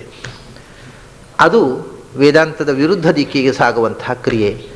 ಶರಣಾಗತಿಯಿಂದ ಮಾತ್ರ ನಮಗೆ ವೇದಾಂತ ಮತ್ತು ಉಪನಿಷತ್ತುಗಳು, ಮುಖ್ಯವಾಗಿ ಉಪನಿಷತ್ತುಗಳನ್ನು ನಾವು ಸಂಸ್ಕೃತ ಸಾಹಿತ್ಯದ ಪಾಂಡಿತ್ಯದಿಂದ ಉಪನಿಷತ್ತುಗಳನ್ನು ಅರ್ಥ ಮಾಡಿಕೊಂಡು ಬಿಡ್ತೇನೆ ಅಂತ ಯಾರಾದರೂ ಯೋಚಿಸಿದರೆ ಅವನಷ್ಟು ಮೂರ್ಖ ಪ್ರಪಂಚದಲ್ಲಿ ಯಾರೂ ಇಲ್ಲ. ಜಗತ್ತಿನಲ್ಲಿ ಸರ್ವಶ್ರೇಷ್ಠ ಮೂರ್ಖನಿಗೆ ಜ್ಞಾನಪೀಠ ಪ್ರಶಸ್ತಿ ಸಿಗುವುದಿದ್ರೆ ಅವನಿಗೆ ಸಿಗಬೇಕು. ಅಂಥ ಒಂದು ಪ್ರಶಸ್ತಿ ಏರ್ಪಡಿಸಿದರೆ ಅವನಿಗೆ ಸಿಗಬೇಕು. ಉಪನಿಷತ್ತಿನಲ್ಲಿ ನಾವು ಏನಾದರೂ ಅಂತರ್ದರ್ಶನ ಪಡೆಯಬೇಕಾಗಿದ್ದರೆ ನಮ್ಮ ಎಲ್ಲ ಓದಿನ ಅಹಂಕಾರವನ್ನು ತೆಗೆದು ಬಿಸಾಡಿ ಬತ್ತಲಾಗಬೇಕು ಉಪನಿಷತ್ತಿನ ಮುಂದೆ. ನಿರ್ವಾಣ. ನಮ್ಮ ಎಲ್ಲ ಅಹಂಕಾರದ ಪರೆಗಳನ್ನು ಕಳಚಿ ಬತ್ತಲಾಗಿ ಉಪನಿಷತ್ತಿಗೆ ಶರಣಾಗಬೇಕು. ಅಂದರೆ ಬಹಳ ಮಂದಿ ವ್ಯಾಖ್ಯಾನಗಳಿಗೆ ಶರಣಾಗ್ತಾರೆ. ನಾನು ಹೇಳೋದುಂಟು, ಅದು ವ್ಯಾಖ್ಯಾನಗಳಿಗೆ ಶರಣಾಗಬೇಡಿ, ಉಪನಿಷತ್ತುಗಳಿಗೆ ಶರಣಾಗಿ. ಉಪನಿಷತ್ತಿಗೆ ಶರಣಾಗಿ ಅಂದರೆ ಉಪನಿಷತ್ತು ತೆರೆದುಕೊಳ್ಳುತ್ತೆ. ಇಲ್ಲದೇ ಇದ್ದರೆ ನಾವು ಮುಚ್ಚಿಕೊಂಡು, ನಮ್ಮ ಅಹಂಕಾರದಿಂದ ನಮ್ಮನ್ನು ಮುಚ್ಚಿಕೊಂಡು ಹೋದರೆ ಉಪನಿಷತ್ತು ಕೂಡ ಮುಚ್ಚಳವೆ, ಕರಡಿಕೆಯೇ. ಅದು ಕರಡಿಕೆ ಬಿಚ್ಚುವುದೇ ಇಲ್ಲ, ಅದು ಗಟ್ಟಿಯಾಗಿ ತುಕ್ಕು ಹಿಡಿದ ಕರಡಿಕೆ ಆಗಿಬಿಡುತ್ತೆ. ಅದು ತೆಗಿಲಿಕ್ಕೆ ಬರುವುದಿಲ್ಲ ಕರಡಿಕೆಯ ಮುಚ್ಚಳ. ಆ ಮುಚ್ಚಳ ತೆಗಿಬೇಕಾಗಿದ್ರೆ ಮುಖ್ಯವಾಗಿ ಬೇಕಾಗಿರೋದು, ನಾವು ಅವಿದ್ಯಾಯಾಮಂತರೇ ವರ್ತಮಾನ, ನಾವು ಅಜ್ಞಾನದ ಸುಳಿಯಲ್ಲೇ ಇರುವವರು. ಆದರೆ ಅಜ್ಞಾನದ ಸುಳಿಯಲ್ಲಿ ಇರುವವರು ಅನ್ನುವುದಾದರೂ ಜ್ಞಾನ ಇರಬೇಕು. ಆ ಎಚ್ಚರದಿಂದ ನಮಗೆ ಏನೂ ಗೊತ್ತಿಲ್ಲ ಅನ್ನುವ ಎಚ್ಚರ ಮತ್ತು ಛಲ, ಈ ಎಲ್ಲವನ್ನು ತೋರದಾದರೂ ಆ ಸತ್ಯವನ್ನು ನಾನು ತಿಳಿಯಬೇಕು. ಜೀವನದಲ್ಲಿ ಎಷ್ಟು ಕಷ್ಟ ಆದರೂ ಸರಿ. ಕಷ್ಟ ಅನ್ನೋದು ಯಾವಾಗಲೂ ನಾವು ಅತ್ಯಂತ ದುರ್ಲಭವಾದ ಒಂದು ವಸ್ತುವನ್ನು ಪಡೆಯುವುದಕ್ಕೋಸ್ಕರ ಮನುಷ್ಯ ಎಷ್ಟು ಕಷ್ಟಪಡಲಿಕ್ಕೂ ಸಿದ್ಧ ಇದ್ದಾನೆ. ಹಿಮಾಲಯದ ಶಿಖರದ ತುದಿಗೆ ಹೋಗಿ ಅದಕ್ಕೆ ಎಷ್ಟು ಕಷ್ಟ, ತುದಿ ತನಕ ಹೋಗ್ತೇವೆ ಅಂತ ಗ್ಯಾರಂಟಿ ಇಲ್ಲ, ಮಧ್ಯೆಯಲ್ಲಿ ಹಿಮಪಾತದಲ್ಲಿ ಸತ್ತು ಹೋಗಬಹುದು ಮನುಷ್ಯ, ಏರಿ ಮತ್ತೆ ಪುನಃ ಕೆಳಕ್ಕೆ ಇಳಿದು ಬರ್ತಾನೆ ಅಂತ ಗ್ಯಾರಂಟಿ ಇಲ್ಲ, ಮಧ್ಯೆಯಲ್ಲಿ ಹಿಮ ಗ್ಲೇಷಿಯರ್ನಲ್ಲಿ ಕೈಕಾಲು ಜಾರಿ ಬಿದ್ದು ಹೋಗಬಹುದು. ಅಷ್ಟಿದ್ದೂ ಕೂಡ ಹಿಮಾಲಯದ ತುದಿಗೆ ಹೋಗಿ ಆ ಸಾಹಸದಲ್ಲಿ ಇರುವ ಆನಂದ ಎಂಥದ್ದು ಹೇಳಿ. ಅಂದರೆ ಯಾವುದೋ ಅಸಾಧ್ಯವಾದ್ದನ್ನು ಮಾಡುವುದರಲ್ಲಿ ಅಸಾಧಾರಣವಾದ ಆನಂದ ಇದೆ. ಅದಕ್ಕೋಸ್ಕರ ಸಾಯಲಿಕ್ಕೂ ಮನುಷ್ಯ ಸಿದ್ಧ. ನಯಾಗರ ಫಾಲ್ಸ್ ಇದೆಯಲ್ಲ, ಆ ನಯಾಗರ ಫಾಲ್ಸ್ನಲ್ಲಿ ಆ ಮಿಶಿಗನ್ ನದಿ ಅದು, ಅಲ್ಲಿ ನಯಾಗರ ಅಲ್ಲಿಂದ ಕೆಳಕ್ಕೆ ಬೀಳುವ ಫಾಲ್ಸನ್ನು ದೂರದಲ್ಲಿ ನೋಡುವಾಗಲೇ ಎದೆ ನಡುಗುತ್ತೆ ನಮಗೆ. ಆ ಫಾಲ್ಸಿಗೆ ದೋಣಿಯಲ್ಲಿ ಮೇಲಿನಿಂದ ಹರ್ಕೊಂಡು ಬಂದು ಕೆಳಕ್ಕೆ ಧುಮುಕುತ್ತಾರೆ ಕೆಲವರು. ಹಾಗೆ ಧುಮುಕಿದವರಲ್ಲಿ ಕೆಲವರದ್ದು ಅಸ್ಥಿಪಂಜರವೂ ಸಿಗೋದಿಲ್ಲ, ಕೆಲವರು ಈಜಿಕೊಂಡು ಈಚೆ ಬಂದುಬಿಡ್ತಾರೆ. ಅಲ್ಲ ಯಾಕ್ರಿ ಹಾರ್ತೀರಿ ಅಂದರೆ, ಅಲ್ಲ ಸತ್ತರೆ ಸಹ ಯಾವಾಗಲೂ ಒಂದೇ ಸಾಯೋದೆ, ಬದುಕಿಬಿಟ್ರೆ ಜಗತ್ತಿನಲ್ಲಿ ಅಸಾಧಾರಣವಾದ ಒಂದು ಸಾಹಸ ಮಾಡಿದಾಗಲಿಲ್ವ ಅಂತಾರೆ ಆ ಹುಡುಗರು. ಇದು ನೋಡಿ ಹೇಳಿದ್ರೆ ಏನೋ ಒಂದು ಅಸಾಧ್ಯವನ್ನ ಮಾಡಿದಾಗ ಆಗುವ ಆನಂದ ಎಲ್ಲ ಕಷ್ಟಗಳು ಅದರ ಮುಂದೆ ನಗಣ್ಯವಾಗಿಬಿಡುತ್ತೆ. ಹಾಗೆ ಭಗವಂತನನ್ನು ಅರಿಯುವುದಕ್ಕೋಸ್ಕರ ಎಂಥ ಕಷ್ಟವನ್ನಾದರೂ ನಾನು ಪಡಬೇಕು, ಅದು ಅಸಾಧಾರಣವಾದ ಸಂಗತಿ ಅನ್ನುವ ಛಲ ಬೇಕು, ಮತ್ತು ನನ್ನ ಎಲ್ಲ ಅಹಂಕಾರಗಳನ್ನು ಕಳಚಿಕೊಂಡ ಶರಣಾಗತಿ ಬೇಕು. ಇದು ಎರಡು ಇದ್ದದ್ದು ಪೂರ್ಣ ಪ್ರಮಾಣದಲ್ಲಿ ನಚಿಕೇತನಲ್ಲಿದೆ ಅಂತ ಅನ್ನೋದರಿಂದ ಈ ಹಿನ್ನೆಲೆಯ ಜೊತೆಗೆ ನಚಿಕೇತನನ್ನು ಪ್ರಶಂಸೆ ಮಾಡಿದಂಥ ಮಾತಿನ ಜೊತೆಗೆ ಇವತ್ತಿನ ಈ ಉಪನಿಷದ ಸ್ಥಾನವನ್ನು ಮುಗಿಸೋಣ. ನಾಳೆ ಮತ್ತೆ ಬೆಳಿಗ್ಗೆ ಓಂ ಸಹನಾವವತು ಸಹನೌ ಭುನಕ್ತು ಸಹ ವೀರ್ಯಂಕರವಾವಹೈ ತೇಜಸ್ವಿನಾವಧೀತಮಸ್ತು ಮಾ ವಿದ್ವಿಷಾವಹೈ. ಓಂ ಶಾಂತಿ ಶಾಂತಿ ಶಾಂತಿ.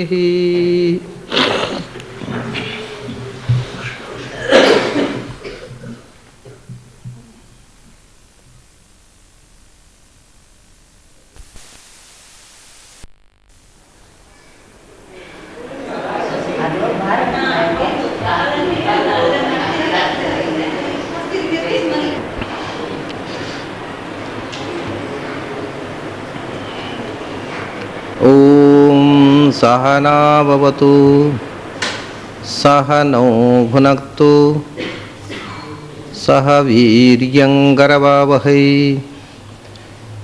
ತೇಜಸ್ವಿನಾವಧೀತಮಸ್ತು ಮಾ ವಿದ್ವಿಷಾವಹೈ. ಓಂ ಶಾಂತಿ ಶಾಂತಿ ಶಾಂತಿ.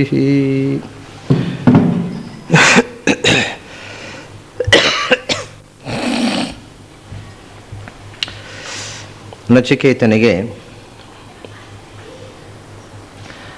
ಬ್ರಹ್ಮವಿದ್ಯೆಯನ್ನು ಕೇಳುವ ಅಧಿಕಾರ ಸಂಪತ್ತಿ ಇದೆ ಅಂತ ಅನ್ನೋದನ್ನು ತಿಳಿದು ಸಂತುಷ್ಟನಾದ ಯಮ ಈ ಬ್ರಹ್ಮವಿದ್ಯೆಯ ಆಸಕ್ತಿ ಎಷ್ಟು ದುರ್ಲಭ ಅನ್ನೋದನ್ನು ವಿವರಿಸಿದ. ಸಾಮಾನ್ಯವಾಗಿ ಜನ ಬ್ರಹ್ಮವಿದ್ಯೆಯಲ್ಲಿ ಆಸಕ್ತಿಯನ್ನು ತಾಳುವುದಿಲ್ಲ, ಅವಿದ್ಯೆಯ ಸುಳಿಯಲ್ಲೇ ಬದುಕುತ್ತಾರೆ. ನೀನು ಅದನ್ನು ದಾಟಿದಿ ಅನ್ನೋ ಮಾತನ್ನು ಹೇಳಿದ. ಅಷ್ಟೇ ಅಲ್ಲ, ಇದು ಎಷ್ಟು ದುರ್ಲಭ ಅನ್ನೋದನ್ನು ಮುಂದಿನ ಮಂತ್ರದಲ್ಲಿ ಹೇಳ್ತಾನೆ. ಆಸಕ್ತಿ ಇದ್ದರೂ ಎರಡು ಮಾತು, ಆಸಕ್ತಿಯೇ ಇರೋದಿಲ್ಲ ಬಹಳ ಜನಕ್ಕೆ, ಆಸಕ್ತಿ ಇದ್ದರೂ ತಿಳಿಯುವ ಅವಕಾಶ ಇರೋದಿಲ್ಲ ಅನ್ನುವಂಥದ್ದನ್ನು ಮುಂದೆ ಹೇಳ್ತಾನೆ. ಶ್ರವಣಾಯಾಪಿ ಬಹುಭಿರಿಯೋ ನ ಲಭ್ಯ ಶೃಣ್ವಂತೋಪಿ ಬಹವೋಯಂ ನ ವಿದ್ಯುಃ ಆಶ್ಚರ್ಯೋ ವಕ್ತ ಕುಶಲೋಸ್ಯ ಲಬ್ಧ ಆಶ್ಚರ್ಯೋ ಜ್ಞಾತ ಕುಶಲಾನುಶಿಷ್ಟ ಅನ್ನತಕ್ಕಂಥ ಮಾತು ಮುಂದಿನ ಮಂತ್ರ.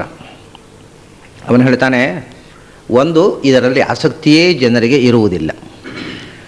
ಮನುಷ್ಯಾಣಂ ಸಹಸ್ರೇಷು ಕಶ್ಚಿದ್ಯತತಿ ಸಿದ್ಧಯೇ, ಎಲ್ಲೋ 1000ರಲ್ಲಿ ಒಬ್ಬ ಕೇಳಬೇಕು ಅನ್ನುವ ಆಸಕ್ತಿಯನ್ನು, ಇದನ್ನು ಕೇಳಿ ತಿಳಿದುಕೊಳ್ಳಬೇಕು ಅನ್ನುವಂಥ ಆಸಕ್ತಿಯನ್ನು ಬೆಳೆಸಿಕೊಳ್ತಾನೆ. ಕೇಳಬೇಕು ಅನ್ನುವ ಆಸೆ 1000ರಲ್ಲಿ ಒಬ್ಬನಿಗೆ ಆದರೂ ಕೂಡ ಒಟ್ಟಿಗೆ 1000 ಜನ ಆಗಿಬಿಡ್ತಾರೆ. ಯಾಕಂದ್ರೆ ನಾವು ಕೋಟಿ ಕೋಟಿ ಜನರಲ್ಲಿ ಒಂದು 1000 ಮಂದಿಗೆ ಕೇಳಬೇಕು ಅಂತ ಆಸೆ ಇದೆ ಅಂತ ಇಟ್ಕೊಳ್ಳು. ಆದರೆ ಕೇಳಬೇಕು ಅಂತ ಆಸೆ ಇದ್ದ ಕೂಡಲೇ ಕೇಳಲಿಕ್ಕಾಗತ್ತಾ? ಕೇಳಬೇಕು ಅಂತ ನಮಗೆ ಆಸೆ ಇದೆ, ಹೇಳುವವರು ಬೇಕಲ್ಲ. ಕೇಳಬೇಕು ಅಂತ ಆಸೆ ಇದ್ದರೂ ಕೇಳುವುದಕ್ಕೆ ಅವಕಾಶವಾಗುವುದಿಲ್ಲ, ಹೇಳುವವರು ಸಿಗುವುದಿಲ್ಲ. ಆದ್ದರಿಂದ ಕೇಳಬೇಕು ಅಂತ ಆಸೆ ಇದೆ, ಆದರೆ ಏನು ಮಾಡೋ ಸ್ವಾಮಿ, ಯಾರು ಹೇಳೋರೇ ಇಲ್ಲ ಅಂತ ಕೂತು ಬಿಡ್ತೇವೆ, ಇಡೀ ಜನ್ಮ ಕೇಳದೆ ಕೂತು ಬಿಡ್ತೇವೆ ಅಂತ ಹೇಳ್ತಾನೆ ಯಮ. ಹೀಗೆ ಇದು ಎಷ್ಟು ಕಷ್ಟ ಅಂದರೆ ಕೇಳಬೇಕು ಅನ್ನೋ ಆಸೆ ಬರುವುದೇ ಕಷ್ಟ. ಎಲ್ಲೋ ಪುಣ್ಯವಶಾತ್ ಕೇಳಬೇಕು ಅನ್ನುವ ಆತುರ ನಮ್ಮಲ್ಲಿ ನಿರ್ಮಾಣವಾಯಿತು. ಎಷ್ಟು ಆತುರ ಇದ್ದರೆ ಏನು, ಹೇಳುವವರು ದೊರಕಬೇಕಲ್ಲ. ಹೇಳುವವರು ದೊರಕಬಹುದು, ಸರಿಯಾಗಿ ಹೇಳುವವರು ದೊರಕಬೇಕಲ್ಲ. ಯದ್ವಾ ತದ್ವಾ ಹೇಳುವವರು ಎಲ್ಲಿ ಬೇಕಾದರೂ ಸಿಗ್ತಾರೆ. ಅದನ್ನು ಕೇಳಿಕೊಂಡು ಯದ್ವಾ ತದ್ವಾ ಉಪಾಸನೆ ಮಾಡುವವರು ಬಹಳ ಜನ ಸಿಗ್ತಾರೆ. ಆದರೆ ಸರಿಯಾದ ತಿಳುವಳಿಕೆ ಅನ್ನೋದು ಬಹಳ ದುರ್ಲಭವಾಗಿದೆ. ಹೆಚ್ಚಿನ ಕಡೆ ನಾವು ನೋಡುವುದು ತಪ್ಪು ತಿಳುವಳಿಕೆ, ತಪ್ಪು ಉಪಾಸನೆ, ತಪ್ಪು ಗುರು ಪರಂಪರೆ, ತಪ್ಪು ಶಿಷ್ಯ ಪರಂಪರೆ. ಅದರಿಂದ ಯಮ ಹೇಳ್ತಾನೆ, ಶ್ರವಣಾಯಾಪಿ ಬಹುಭಿಹಿ ಯೋ ನಲಭ್ಯ ಅಂತ.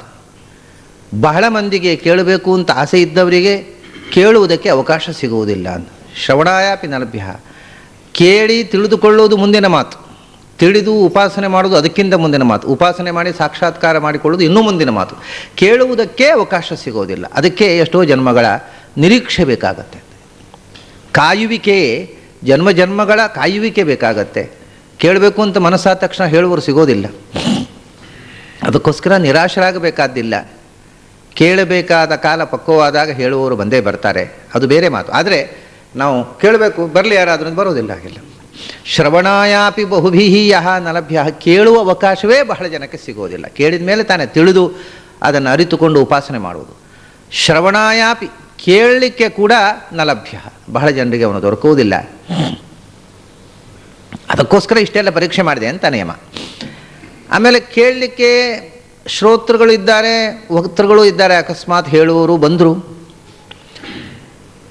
ಕೇಳುವ ಅವಕಾಶ ಸಿಕ್ತು. ಕೇಳುವ ಅವಕಾಶ ಸಿಕ್ಕಿದ ಕೂಡಲೇ ಏನೋ ಒಂದು ದೊಡ್ಡ ಸಂಗತಿ ಆಯಿತು ಅಂತ ತಿಳ್ಕೋಬೇಡಿ ಅಂತಾರೆ. ಯಾಕೆ? ಶೃಣ್ವಂತೋಪಿ ಬಹವೋ ಯಂ ನ ವಿದ್ಯುಹು. ಶೃಣ್ವಂತೋಪಿ, ಕೇಳಿದ ಮೇಲೆ ಕೂಡ ಬಹಳ ಜನಕ್ಕೆ ಏನೂ ತಿಳಿಯೋದಿಲ್ಲ ಅಂತ. ತಿಳಿಯಿತು ಅನ್ನುವ ಭ್ರಮೆ ಬರ್ತದೆ ಹೊರತು ತಿಳಿಯೋದಿಲ್ಲ ಅಂತ. ಶೃಣ್ವಂತೋಪಿ, ಕೇಳಿದವರು ಕೂಡ ಬಹಳ ಮಂದಿ. ಅದನ್ನು ಹೇಳಿದವನು, ಯತತಾಮಪಿ ಸಿದ್ಧಾನಾಂ ಕಶ್ಚಿನ್ ಮಾಂ ವೇತ್ತಿ ತತ್ವತಃ ಅಂತ ಕೃಷ್ಣ ಹೇಳ್ತಾನೆ. ಪ್ರಯತ್ನಶೀಲರಲ್ಲಿ ಕೂಡ ಒಬ್ಬನಿಗೆ ಮಾತ್ರ ತಿಳಿಯೋದು. ಸಾವಿರಾರು ಮಂದಿ ಪ್ರಯತ್ನ ಮಾಡ್ತಾರೆ, ಯಾರೋ ಒಬ್ಬ ಸರಿಯಾಗಿ ತಿಳ್ಕೊಳ್ತಾನೆ. 999 ಮಂದಿ ಏನೇನೋ ತಿಳ್ಕೊಳ್ತಾರೆ, ಅರ್ಧಂಬರ್ಧ ತಿಳ್ಕೊಳ್ತಾರೆ, ತಪ್ಪು ತಿಳ್ಕೊಳ್ತಾರೆ, ಏನೇನೋ ಆಗುತ್ತೆ. ಆದ್ದರಿಂದ ಶೃಣ್ವಂತೋಪಿ, ಕೇಳಿದ ಮೇಲೆ ಕೂಡ, ಕೇಳ್ತಾ ಇದ್ದಾಗ ಕೂಡ ಬಹಳ ಮಂದಿಗೆ ಏನೂ ತಿಳಿಯೋದಿಲ್ಲ. ಒಂದೇ ತಿಳಿಯೋದು, ತಿಳಿಯಿತು ಅಂತ ತಿಳಿಯುತ್ತೆ ಅಷ್ಟೇ, ನಿಜವಾಗಿ ತಿಳಿಯೋದಿಲ್ಲ. ತಿಳಿಯಿತು ಅಂತ ಕಾಣುತ್ತೆ. ಶೃಣ್ವಂತೋಪಿ ಬಹವೋ ಯಂ ನ ವಿದ್ಯುಹು. ಆದ್ದರಿಂದ ಆಶ್ಚರ್ಯೋ ವಕ್ತಾ ಕುಶಲಃ, ಕೇಳಿದ್ದು ಕೇಳುವವರಿಗೆ ಅರ್ಥವಾಗುವಂತೆ ಹೇಳಬಲ್ಲ ಒಬ್ಬ ವಕ್ತಾರ ಸಿಕ್ಕಿದರೆ ಅದು ಜಗತ್ತಿನ ಅತ್ಯದ್ಭುತ ಸಂಗತಿ ಅಂತ ಹೇಳಿದ್ರು. ಆಶ್ಚರ್ಯ ವಕ್ತಾ ಕುಶಲಃ, ಕುಶಲನಾದ ವಕ್ತಾರ. ಕುಶಲ ಅಂದರೆ, ಕುಶಲ ಅಂತ ಅನ್ನೋದಕ್ಕೆ ನಾವು ಶಬ್ದ ಬಹಳ ಪ್ರಸಿದ್ಧ ಶಬ್ದ, ಅದರ ಅರ್ಥ ಬಹಳ ಜನರಿಗೆ ಗೊತ್ತಿಲ್ಲ. ಕುಶಲ, ಬಹಳ ಕುಶಲನಾದವ ಅಂತ ಹೇಳ್ತೇವೆ ನಾವು. ಕುಶಲ ಅಂತಂದರೆ ಕುಶಿರ್ ಸಹನೆ ಅಂತ ಧಾತು. ಅದು ತಾಳ್ಮೆ ಉಳ್ಳವನು, ನಿಜವಾಗಿ ಜಾಣತನ ಅಂತ ಅರ್ಥ. ಆ ಜಾಣತನ ಬರುವುದು ಯಾವುದರಿಂದ ಅಂದರೆ, ಎಂಥ ಸಂದರ್ಭದಲ್ಲೂ ಸಹನೆ ಕಳ್ಕೊಳ್ಳದವನನ್ನೇ ಕುಶಲ ಅನ್ನೋದು. ಅಂಥ ಕುಶಲ ಅಂತಂದರೆ ಪರಿಣತ ಅಂತ ಅರ್ಥ. ಎಕ್ಸ್ಪರ್ಟ್ ಅಂತ ನಾವು ಇಂಗ್ಲೀಷ್ನಲ್ಲಿ ಹೇಳ್ತೇವಲ್ಲ, ಆ ಅರ್ಥದಲ್ಲಿ ಸಂಸ್ಕೃತದಲ್ಲಿ ಕುಶಲ ಅನ್ನುವುದನ್ನು ಬಳಸ್ತಾರೆ. ಯಾವ ಸಂದರ್ಭದಲ್ಲೂ ತಾಳ್ಮೆಗೆಡದೆ ವಿಷಯವನ್ನು ಗ್ರಹಣ ಮಾಡಿ ಜೀರ್ಣಿಸಿಕೊಳ್ಳಬಲ್ಲವನನ್ನು ಕುಶಲ ಅಂತ. ಯಾರು ಕುಶಲನೋ ಅಂದರೆ ಅವನು ಎರಡರಲ್ಲೂ ಕುಶಲನಾಗಿರಬೇಕು. ವಿಷಯವನ್ನು ತದ್ವತ್ತಾಗಿ ಗ್ರಹಣ ಮಾಡತಕ್ಕಂಥ ಕೌಶಲ ಅವನಲ್ಲಿರಬೇಕು. ಆ ವಿಷಯವನ್ನು ಇನ್ನೊಬ್ಬರಿಗೆ ತದ್ವತ್ತಾಗಿ ಗ್ರಹಣ ಆಗುವಂತೆ ಹೇಳುವ ಕೌಶಲವೂ ಅವನಲ್ಲಿರಬೇಕು. ಇದು ಎರಡು ಇದ್ದವನು ಅಂಥ ವಕ್ತ. ಅನೇಕ ಮಂದಿಗೆ ವಿಷಯ ಗೊತ್ತಿರುತ್ತೆ, ಆದರೆ ಹೇಳಲಿಕ್ಕೆ ಬರೋದಿಲ್ಲ. ಹೇಳಲಿಕ್ಕೆ ಬರೋದಿಲ್ಲ ಅಂದರೆ ಅರ್ಥ ಏನು ಗೊತ್ತಾ? ಅನೇಕ ಮಂದಿ ಹೇಳ್ತಾರೆ ಗೊತ್ತಿದೆ ಅವರಿಗೆ, ಹೇಳಲಿಕ್ಕೆ ಬರೋದಿಲ್ಲ ಅಂತ. ಅದರ ನಿಜವಾದ ಅರ್ಥ ಸರಿಯಾಗಿ ಗೊತ್ತಿಲ್ಲ ಅಂತ. ಯಾವುದು ಸರಿಯಾಗಿ ಗೊತ್ತಿದೆಯೋ ಅದನ್ನು ಹೇಳಲಿಕ್ಕೆ ಬರ್ತದೆ. ನಮಗೆ ಏನು ಹೇಗೆ ಹೇಳಬೇಕು ಅಂತ ಗೊತ್ತಿಲ್ಲ ಅಂದರೆ ಹೇಳುವುದರ ಬಗ್ಗೆ ಸರಿಯಾದಂಥ ಫಾರ್ಮ್ ಒಳಗೆ ಕ್ರಿಯೇಟ್ ಆಗಲ್ಲ. ಅದಕ್ಕೆ ಒಂದು ಆಕಾರ ಖಚಿತವಾದ ರೂಪದಿಂದ ಒಳಗೆ ಕೂತರೆ ಅದನ್ನು ಖಚಿತವಾದ ಶಬ್ದದಿಂದ ಹೇಳಲಿಕ್ಕೆ ಬರ್ತದೆ. ಯಾವುದು ಒಳಗೆ ಖಚಿತವಾಗಲಿಲ್ಲ ಅದು ಖಚಿತವಾದ ಶಬ್ದದಿಂದ ಹೊರಗೆ ಬರುವುದಿಲ್ಲ. ಆದ್ದರಿಂದ ಹೇಳಲಿಕ್ಕೆ ತುಂಬ ಗೊತ್ತಿದೆ, ಹೇಳಲಿಕ್ಕೆ ಬರುವುದಿಲ್ಲ ಅಂತ ಹೇಳುವುದು ಅಷ್ಟು ಸತ್ಯವಾದ ಶಬ್ದ ಅಲ್ಲ. ಅದು ತುಂಬ ಗೊತ್ತಿದ್ದರೆ ತುಂಬ ಹೇಳಲಿಕ್ಕೆ ಬರಬೇಕು. ಅದೇನಾಗುತ್ತೆ ಅಂದರೆ, ಗೊತ್ತಿದ್ದದ್ದು ಅಸ್ಪಷ್ಟ, ಏನು ಗೊತ್ತಿದೆ ಅದನ್ನು ಅವರು ಮತ್ತೆ ಮನನ ಮಾಡದೇ ಇದ್ದರೆ ಅದನ್ನು ಹೇಳಲಿಕ್ಕೆ ಬರುವುದಿಲ್ಲ. ಅದಕ್ಕೆ ನಾನು ಹಿಂದೆ ಹೇಳಿದ್ದೆ ಒಂದು ಮಾತು, ಪ್ರವಚನ ಅಂತಂದರೆ ಸ್ವಾಧ್ಯಾಯ ಪ್ರವಚನಾಭ್ಯಾಂ ನ ಪ್ರಮದಿತವ್ಯಂ ಅಂತ ಶಾಸ್ತ್ರದಲ್ಲಿ ಒಂದು ಸಂದೇಶ, ತೈತ್ರಿಯ ಉಪನಿಷತ್ತಿನಲ್ಲಿ. ನಮ್ಮ ಜೀವನದಲ್ಲಿ ನಿರಂತರ ಸ್ವಾಧ್ಯಾಯ ಮತ್ತು ಪ್ರವಚನ ಮಾಡಬೇಕು ಅಂತ. ಸ್ವಾಧ್ಯಾಯ ಅಂತಂದರೆ ಓದುವುದು, ಗುರುಮುಖದಿಂದ ಓದುವುದು. ಅದು ಒಂದು ಹಂತ, ಅದರಿಂದ ಏನೂ ತಿಳಿಯೋದಿಲ್ಲ. ಗುರುಮುಖದಿಂದ ಓದುವುದರಿಂದ ನಿಜವಾಗಿ ಏನೂ ತಿಳಿಯೋದಿಲ್ಲ. ಬರೇ ಗ್ರಂಥದ ಪ್ರವೇಶ ಮಾತ್ರ, ಅದು ಪ್ರವೇಶ, ಅಡ್ಮಿಷನ್. ಅದು ವೇದಾಂತಕ್ಕೆ ಪ್ರವೇಶ ಸಿಕ್ಕಿತು. ಆಮೇಲೆ ಪ್ರವೇಶ ಗಳಿಸಿದ ಮೇಲೆ ಅವನು ಪಡೀಬೇಕಾದ್ದನ್ನು ಅವನೇ ಪಡೀಬೇಕು. ಅದು ಸ್ವಾಧ್ಯಾಯದಿಂದ ಪೂರ್ತಿ ಸಿಗೋದಿಲ್ಲ. ಅದಕ್ಕೆ ಮತ್ತೆ ಪ್ರವಚನ ಮಾಡಬೇಕು. ಪ್ರವಚನ ಅಂತಂದರೆ ಇನ್ನೊಬ್ಬರಿಗೆ ಪ್ರವಚನ ಅಲ್ಲ, ಅದೇ ಸ್ವಪ್ರವಚನ ಅಂತ ನಾನು ಅದನ್ನು ಯಾವಾಗಲೂ ಹೇಳೋದು. ನಾವು ನಮಗೆ ಹೇಳಬೇಕು. ನಾವು ನಮಗೆ ಹೇಳಲಿಕ್ಕೆ ನಮಗೆ ಬಂದ ಮೇಲೆ ಅದು ಜಿತ ಆಗುತ್ತೆ. ಆವಾಗ ಇನ್ನೊಬ್ಬರಿಗೆ ಹೇಳಲಿಕ್ಕೆ ಬರುತ್ತೆ. ಇನ್ನೊಬ್ಬರಿಗೆ ಹೇಳಲಿಕ್ಕೆ ಯಾರಿಗೆ ಬರುವುದಿಲ್ಲ ಅವರು ಸ್ವಪ್ರವಚನ ಮಾಡಲಿಲ್ಲ ಅಂತ ಅರ್ಥ. ಬರೇ ಸ್ವಾಧ್ಯಾಯ ಮಾಡಿದ್ದಾರೆ, ಆದರೆ ಸ್ವಪ್ರವಚನ ಮಾಡಲಿಲ್ಲ. ತನಗೆ ತಾನು ಹೇಳಿಕೊಳ್ಳಬೇಕು. ನನಗೆ ನಾನು ಪಾಠ ಹೇಳಿಕೊಂಡು ಗುರುಗಳಿಂದ ಪಾಠ ಕೇಳಿದ್ದನ್ನು ನಾನು ನನಗೆ ಹೇಳಬೇಕು. ಏನು ಅರ್ಥ ಆಯಿತು ನಿನಗೆ ಹೇಳು ಅಂತ ನಾನೇ ನನ್ನ ಮನಸ್ಸಿನ ಹತ್ರ ಹೇಳಬೇಕು. ಅದು ನನಗೆ ಪಾಠ ಒಪ್ಪಿಸಬೇಕು. ಆವಾಗ ನನ್ನ ಮನಸ್ಸಿನಲ್ಲಿ ನಾನು ಅದನ್ನು ಮನನ ಮಾಡುವುದಂದರೆ ಇದೆ ಸ್ವಪ್ರವಚನ. ಆವಾಗ ನಾನು ನನಗೆ ಹೇಳುವಾಗ ನನಗೆ ಓಹೋ ಇದು ಸರಿಯಾಗಲಿಲ್ಲ, ಗುರುಗಳು ಹೇಳಿದ್ದು ಅರ್ಥ ಆಗಲಿಲ್ಲ. ಯಾಕೆಂದರೆ ಅದನ್ನು ಹೇಗೆ ಹೇಳೋದು ನನಗೆ ನಾನು ಪಾಠ ಹೇಳುವಾಗ ನನಗೆ ತಪ್ಪುಗಳು ಗೊತ್ತಾಗುತ್ತೆ, ಎಲ್ಲಿ ನನಗೆ ಸರಿಯಾಗಿ ಹೇಳಲಿಕ್ಕೆ ಬರುವುದಿಲ್ಲ ಅನ್ನೋದು. ಅದು ಸರಿಯಾಗಿ ನಾನು ನನಗೆ ಹೇಳಬಲ್ಲೆನಾದರೆ ನಾನು ಇನ್ನೊಬ್ಬರಿಗೂ ಹೇಳಬಲ್ಲೆ. ಅದರಿಂದ ಸ್ವಪ್ರವಚನದಲ್ಲಿ ಪಾಸಾದ ಮೇಲೆ ಪರಪ್ರವಚನ. ಇನ್ನೊಬ್ಬರಿಗೆ ಹೇಳುವ ಮೊದಲು ನಾವು ನಮಗೆ ಹೇಳಬೇಕು. ನಮಗೆ ಹೇಳಲಿಕ್ಕೆ ನಮಗೆ ಬಂತು ಅಂತಂದರೆ ಇನ್ನೊಬ್ಬರಿಗೆ ಹೇಳಲಿಕ್ಕೆ ಖಂಡಿತವಾಗಿ ಬರ್ತದೆ. ಯಾರಿಗೆ ಹೇಳಲಿಕ್ಕೆ ಬರುವುದಿಲ್ಲ ಅಂದರೆ ಅವರು ನಿಜವಾದ ಪ್ರವಚನ ಮಾಡಲಿಲ್ಲ ಅಂತ ಅರ್ಥ. ಅಂದರೆ ಅಂತರಂಗದ ಮನನ ಸಾಧನೆ ನಡೆಯಲಿಲ್ಲ. ಯಾರು ಅಂತರಂಗದ ಸಾಧನೆ ಮಾಡ್ತಾರೆ ಅವರಿಗೆ ಹೇಳುವುದಕ್ಕೆ ಬರ್ತದೆ. ಮತ್ತು ಹೇಳುವುದಕ್ಕೆ ಬಂದವರೆಲ್ಲ ಹೇಳಬೇಕು ಅಂತ ನಿಯಮ ಇಲ್ಲ. ಅವ್ರಿಗೆ ಇಷ್ಟ ಅದು ಹೇಳದೇ ಇರಬಹುದು. ಹೇಳಲಿಕ್ಕೆ ಬಾರದೇ ಹೇಳದೇ ಇರುವುದು ಒಂದು, ಹೇಳಲಿಕ್ಕೆ ಬಂದರೂ ಕೂಡ ಇಷ್ಟ ಇಲ್ಲದೆ ಹೇಳದೇ ಇರುವುದು ಒಂದು. ಈಗ ಎಷ್ಟು ಸಮಯ ಹೇಳದೆ ಕೂತ್ಕೊಂಡಲ್ಲ, ಅದು ಹೇಳೋಲ್ಲ ಅಂದ, ಗೊತ್ತಿತ್ತು ಅವನಿಗೆ, ಗೊತ್ತಿದ್ರು. ಅದು ಕಾಲ ಬರಬೇಕು, ಸರಿಯಾದಂಥ ಅಧಿಕಾರಿಗಳು ಸಿಗಬೇಕು ಅನ್ನುವ ತನಕ ಅವರು ಹೇಳದೇ ಇರ್ತಾರೆ. ಅಥವಾ ಕೇಳಿದರು ನಮಗೇನು ಗೊತ್ತಿಲ್ಲ ಅಂತ ಅಂದ್ಬಿಡ್ತಾರೆ. ಹೀಗೆ ವಕ್ತೃಗಳೇ ಬಹಳ ದುರ್ಲಭ. ನಿಜವಾಗಿ ತಿಳಿದು ಹೇಳುವವರೇ ವಿರಳ. ತಿಳಿದವರೂ ಕೂಡ ಹೇಳುವುದು ವಿರಳ. ಅವರಿಗೆ ಮನವರಿಕೆಯಾಗದೆ ಅವರು ಹೇಳೋದಿಲ್ಲ. ಹೇಳಬಲ್ಲವರಲ್ಲಿಯೂ ಕುಶಲಃ ವಕ್ತ, ಎಕ್ಸ್ಪರ್ಟಾದ ಹೇಳುವವರಂದರೆ ಇನ್ನೊಬ್ಬರಿಗೆ ಅರ್ಥವಾಗುವಂತೆ ಹೇಳುವವರು ಇನ್ನೂ ವಿರಳ. ಎಷ್ಟು ವಿರಳ ಅಂದರೆ ಆಶ್ಚರ್ಯ ಅಂದರು. ಅದು ಪ್ರಪಂಚದ ಅದ್ಭುತಗಳಲ್ಲಿ ಒಂದು. ಅಂಥವ್ರು ಯಾರಾದರೂ ಇದ್ದಾರೆ ಆದರೆ ಅದು ಜಗತ್ತಿನ ಆಶ್ಚರ್ಯಗಳಲ್ಲಿ ಒಂದದು. ಅದು ಸಾಮಾನ್ಯ ಸಂಗತಿ ಅಲ್ಲ. ವಕ್ತಾ ಶ್ರೋತಾ ದಶಸಹಸ್ರೇಷು ವಕ್ತಾ ಭವತಿವಾನವ, ದಾತಾ ದಶಸಹಸ್ರೇಷು ವಕ್ತಾ ಭವತಿವಾನವ ಅಂತ ಒಂದು ಗಾದೆ ಇದೆ ಸಂಸ್ಕೃತದಲ್ಲಿ. ಮನುಷ್ಯರಲ್ಲಿ ಕೊಡುವವರು ದಾನಿಗಳು 10,000ರಲ್ಲಿ ಒಬ್ಬರು ದಾನಿಗಳು ಸಿಕ್ಕ್ಯಾರು. ಆದರೆ ಜ್ಞಾನದಾನಿಗಳು ಭಕ್ತರುಗಳು 10,000ರಲ್ಲಿ ಒಬ್ಬರು ಸಿಗ್ತಾರೋ ಇಲ್ವೋ ಕಷ್ಟ. ಭವತಿವಾನವ, ನಿಜವಾಗಿ ದಾನಿಗಳು ಜ್ಞಾನದಾನಿಗಳು, ಜ್ಞಾನದ ದಾನ, ಈ ದಾನ ಮಾಡುವವರು ಇದ್ದಾರೋ ಇಲ್ಲೋ ಹೇಳೋದು ಕಷ್ಟ. ಇದ್ದರೆ ಇಲ್ಲ. ಇಡೀ ಜೀವನದಲ್ಲಿ ಒಬ್ಬ ಅಂಥ ಜ್ಞಾನದಾನಿಯೂ ಸಿಗದೆಯೇ ನಮ್ಮ ಜೀವನ ವ್ಯರ್ಥವಾಗುವ ಸಾಧ್ಯತೆ ಕೂಡ ಇದೆ. ಆದ್ದರಿಂದ ಆಶ್ಚರ್ಯೋ ವಕ್ತ ಕುಶಲಃ, ಎಕ್ಸ್ಪರ್ಟ್ ಆಗಿರತಕ್ಕಂಥ, ಇನ್ನೊಬ್ಬರಿಗೆ ಅರ್ಥವಾಗಬೇಕು ಮತ್ತು ಅದು ಮನವರಿಕೆಯಾಗಬೇಕು, ಅದು ಹೌದು ಅಂತ ಕಂಡು ಅವರು ಆ ದಾರಿಯಲ್ಲಿ ಸಾಗಬೇಕು.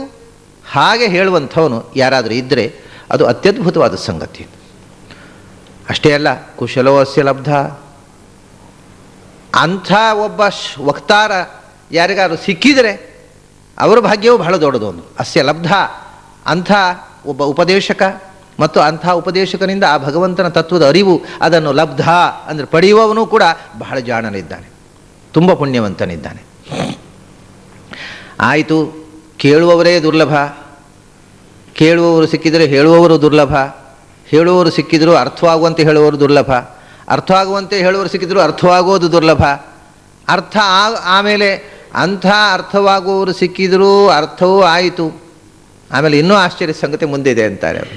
ಏನು ಒಂದು ಆಶ್ಚರ್ಯೋ ಜ್ಞಾತ ಕುಶಲಾನುಶಿಷ್ಟ.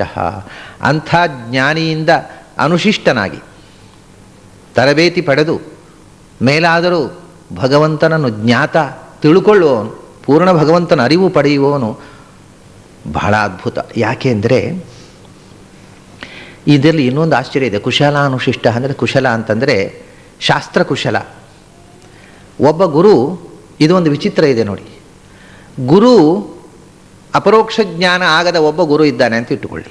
ಅವನಿಗೆ ಅಪರೋಕ್ಷ ಜ್ಞಾನ ಆಗಲಿಲ್ಲ, ತುಂಬ ಚೆನ್ನಾಗಿ ಓದ್ಕೊಂಡಿದ್ದಾನೆ, ಚೆನ್ನಾಗಿ ಓದ್ಕೊಂಡು ಜೀರ್ಣಿಸಿಕೊಂಡಿದ್ದಾನೆ, ಶಾಸ್ತ್ರದಲ್ಲಿದ್ದ ಪ್ರಮೇಯವನ್ನು ಚೆನ್ನಾಗಿ ಹೇಳ್ತಾನೆ, ಅವನು ಕುಶಲನೇ. ಗುರುವು ಅಪರೋಕ್ಷ ಜ್ಞಾನ ಆಗಿಲ್ಲ ಅವನಿಗೆ ಇನ್ನು, ಆದರೆ ಶಾಸ್ತ್ರದ ಪ್ರಮೇಯವನ್ನು ತುಂಬ ಯಥಾವತ್ತಾಗಿ ತಿಳ್ಕೊಂಡಿದ್ದಾನೆ, ಭಗವದ್ ಅನುಗ್ರಹ ಪಾತ್ರನಾಗಿ ಚೆನ್ನಾಗಿ ತಿಳ್ಕೊಂಡಿದ್ದಾನೆ, ಹೇಳ್ತಾನೆ.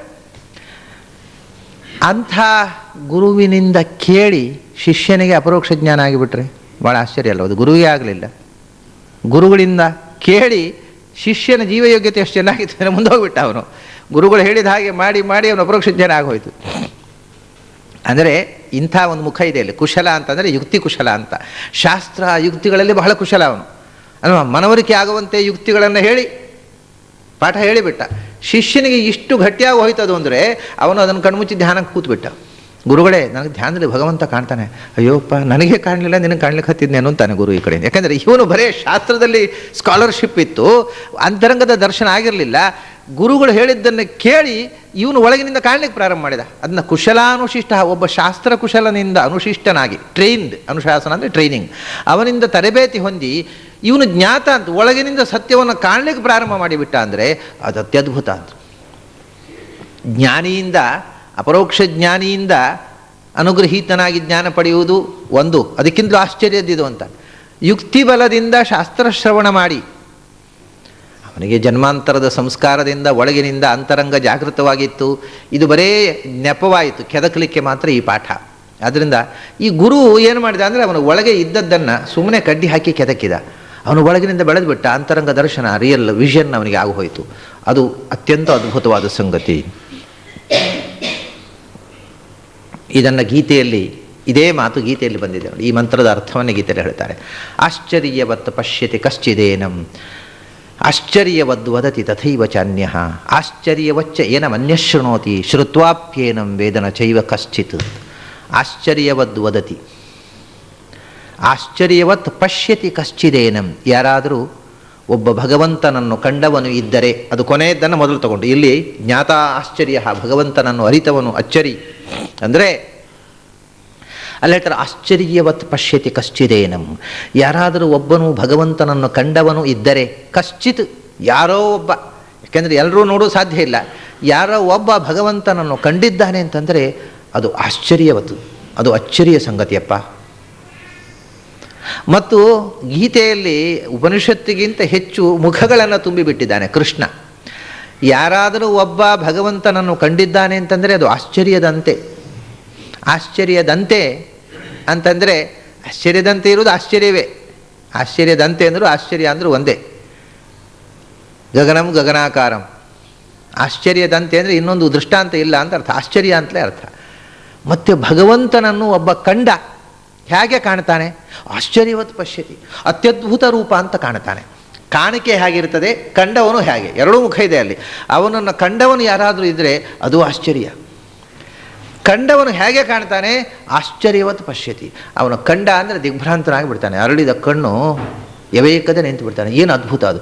ಭಗವಂತನನ್ನು ಅತ್ಯದ್ಭುತವಾದ ವಸ್ತು ಅಂತ ಕಾಣ್ತಾನೆ. ದರ್ಶನದಲ್ಲಿ ಆಗುವ ಮೊದಲ ಅರಿವು ಇದು ಅತ್ಯದ್ಭುತ.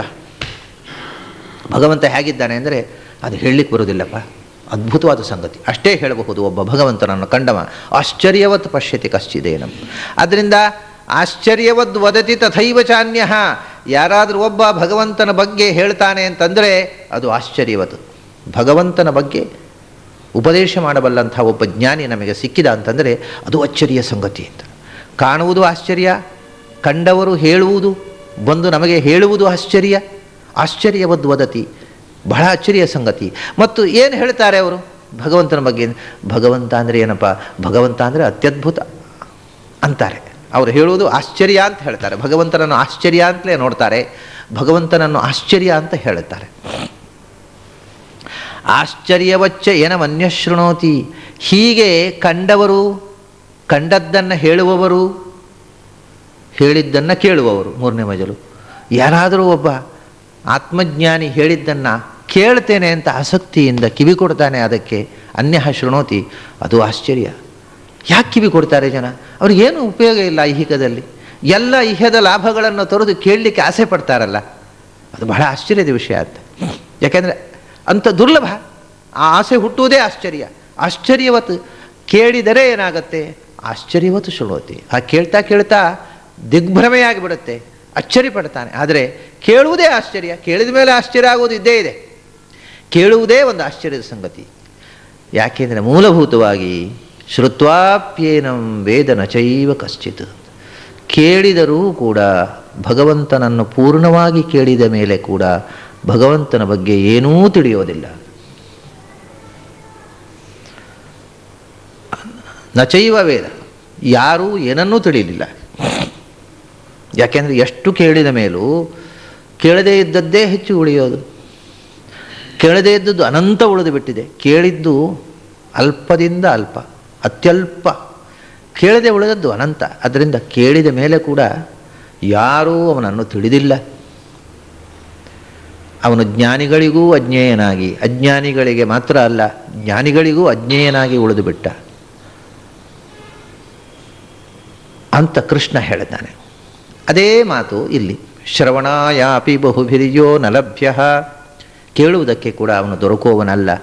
ಶೃಣ್ವಂತೋಪಿ ಬಹವೋ ಯಂ ನ ವಿದ್ಯುಹು, ಅಲ್ಲಿ ಇಲ್ಲಿ ವ್ಯತ್ಯಾಸ ನೋಡಿ. ಇಲ್ಲಿ ಕೇಳಿದವರು ಕೂಡ ಬಹಳ ಮಂದಿ ಕೇಳ್ತಾರೆ, ಏನು ತಿಳಿಯೋದಿಲ್ಲ ಅಂತಾನೆ ಯಮ ನಚಿಕೇತನಿಗೆ. ಅಲ್ಲಿ ಕೃಷ್ಣ ಹೇಳ್ತಾನೆ ಕೇಳಿದವರಲ್ಲಿ ಬಹಳ ಮಂದಿಗೆ ತಿಳಿಯೋದಿಲ್ಲ, ಯಾರೋ ಕೆಲವರು ತಿಳ್ಕೊಳ್ತಾರೆ ಅಂತ. ಇಲ್ಲಿ ಹೇಳಿದರೆ ಕೃಷ್ಣ ಏನು ಹೇಳಿದ, ಶ್ರುತ್ವಾಪ್ಯೇನಂ ವೇದ ನಚೈವ ಕಶ್ಚಿತ್, ಕೇಳಿದ ಮೇಲೂ ಯಾರಿಗೂ ಏನೂ ತಿಳಿಯಲಿಲ್ಲ. ತಿಳಿದಿದೆ ಅನ್ನೋ ಭ್ರಮೆ ಅಷ್ಟೇ ಬರುತ್ತೆ, ಏನೂ ತಿಳಿಯೋದಿಲ್ಲ ಅಂತಾನೆ ಕೃಷ್ಣ. ಯಮ ಸ್ವಲ್ಪ ಕನ್ಸೆಷನ್ ಕೊಡ್ತಾನೆ, ಕೆಲವರಿಗೆ ಏನೋ ಸ್ವಲ್ಪ ತಿಳಿದ ಹಾಗಾಗತ್ತಪ್ಪ, ಬಹಳ ಜನರಿಗೆ ತಿಳಿಯೋದಿಲ್ಲ ಅಂತ. ಕೃಷ್ಣ ಹೇಳ್ತಾರೆ ಯಾರಿಗೂ ತಿಳಿಯೋದಿಲ್ಲ.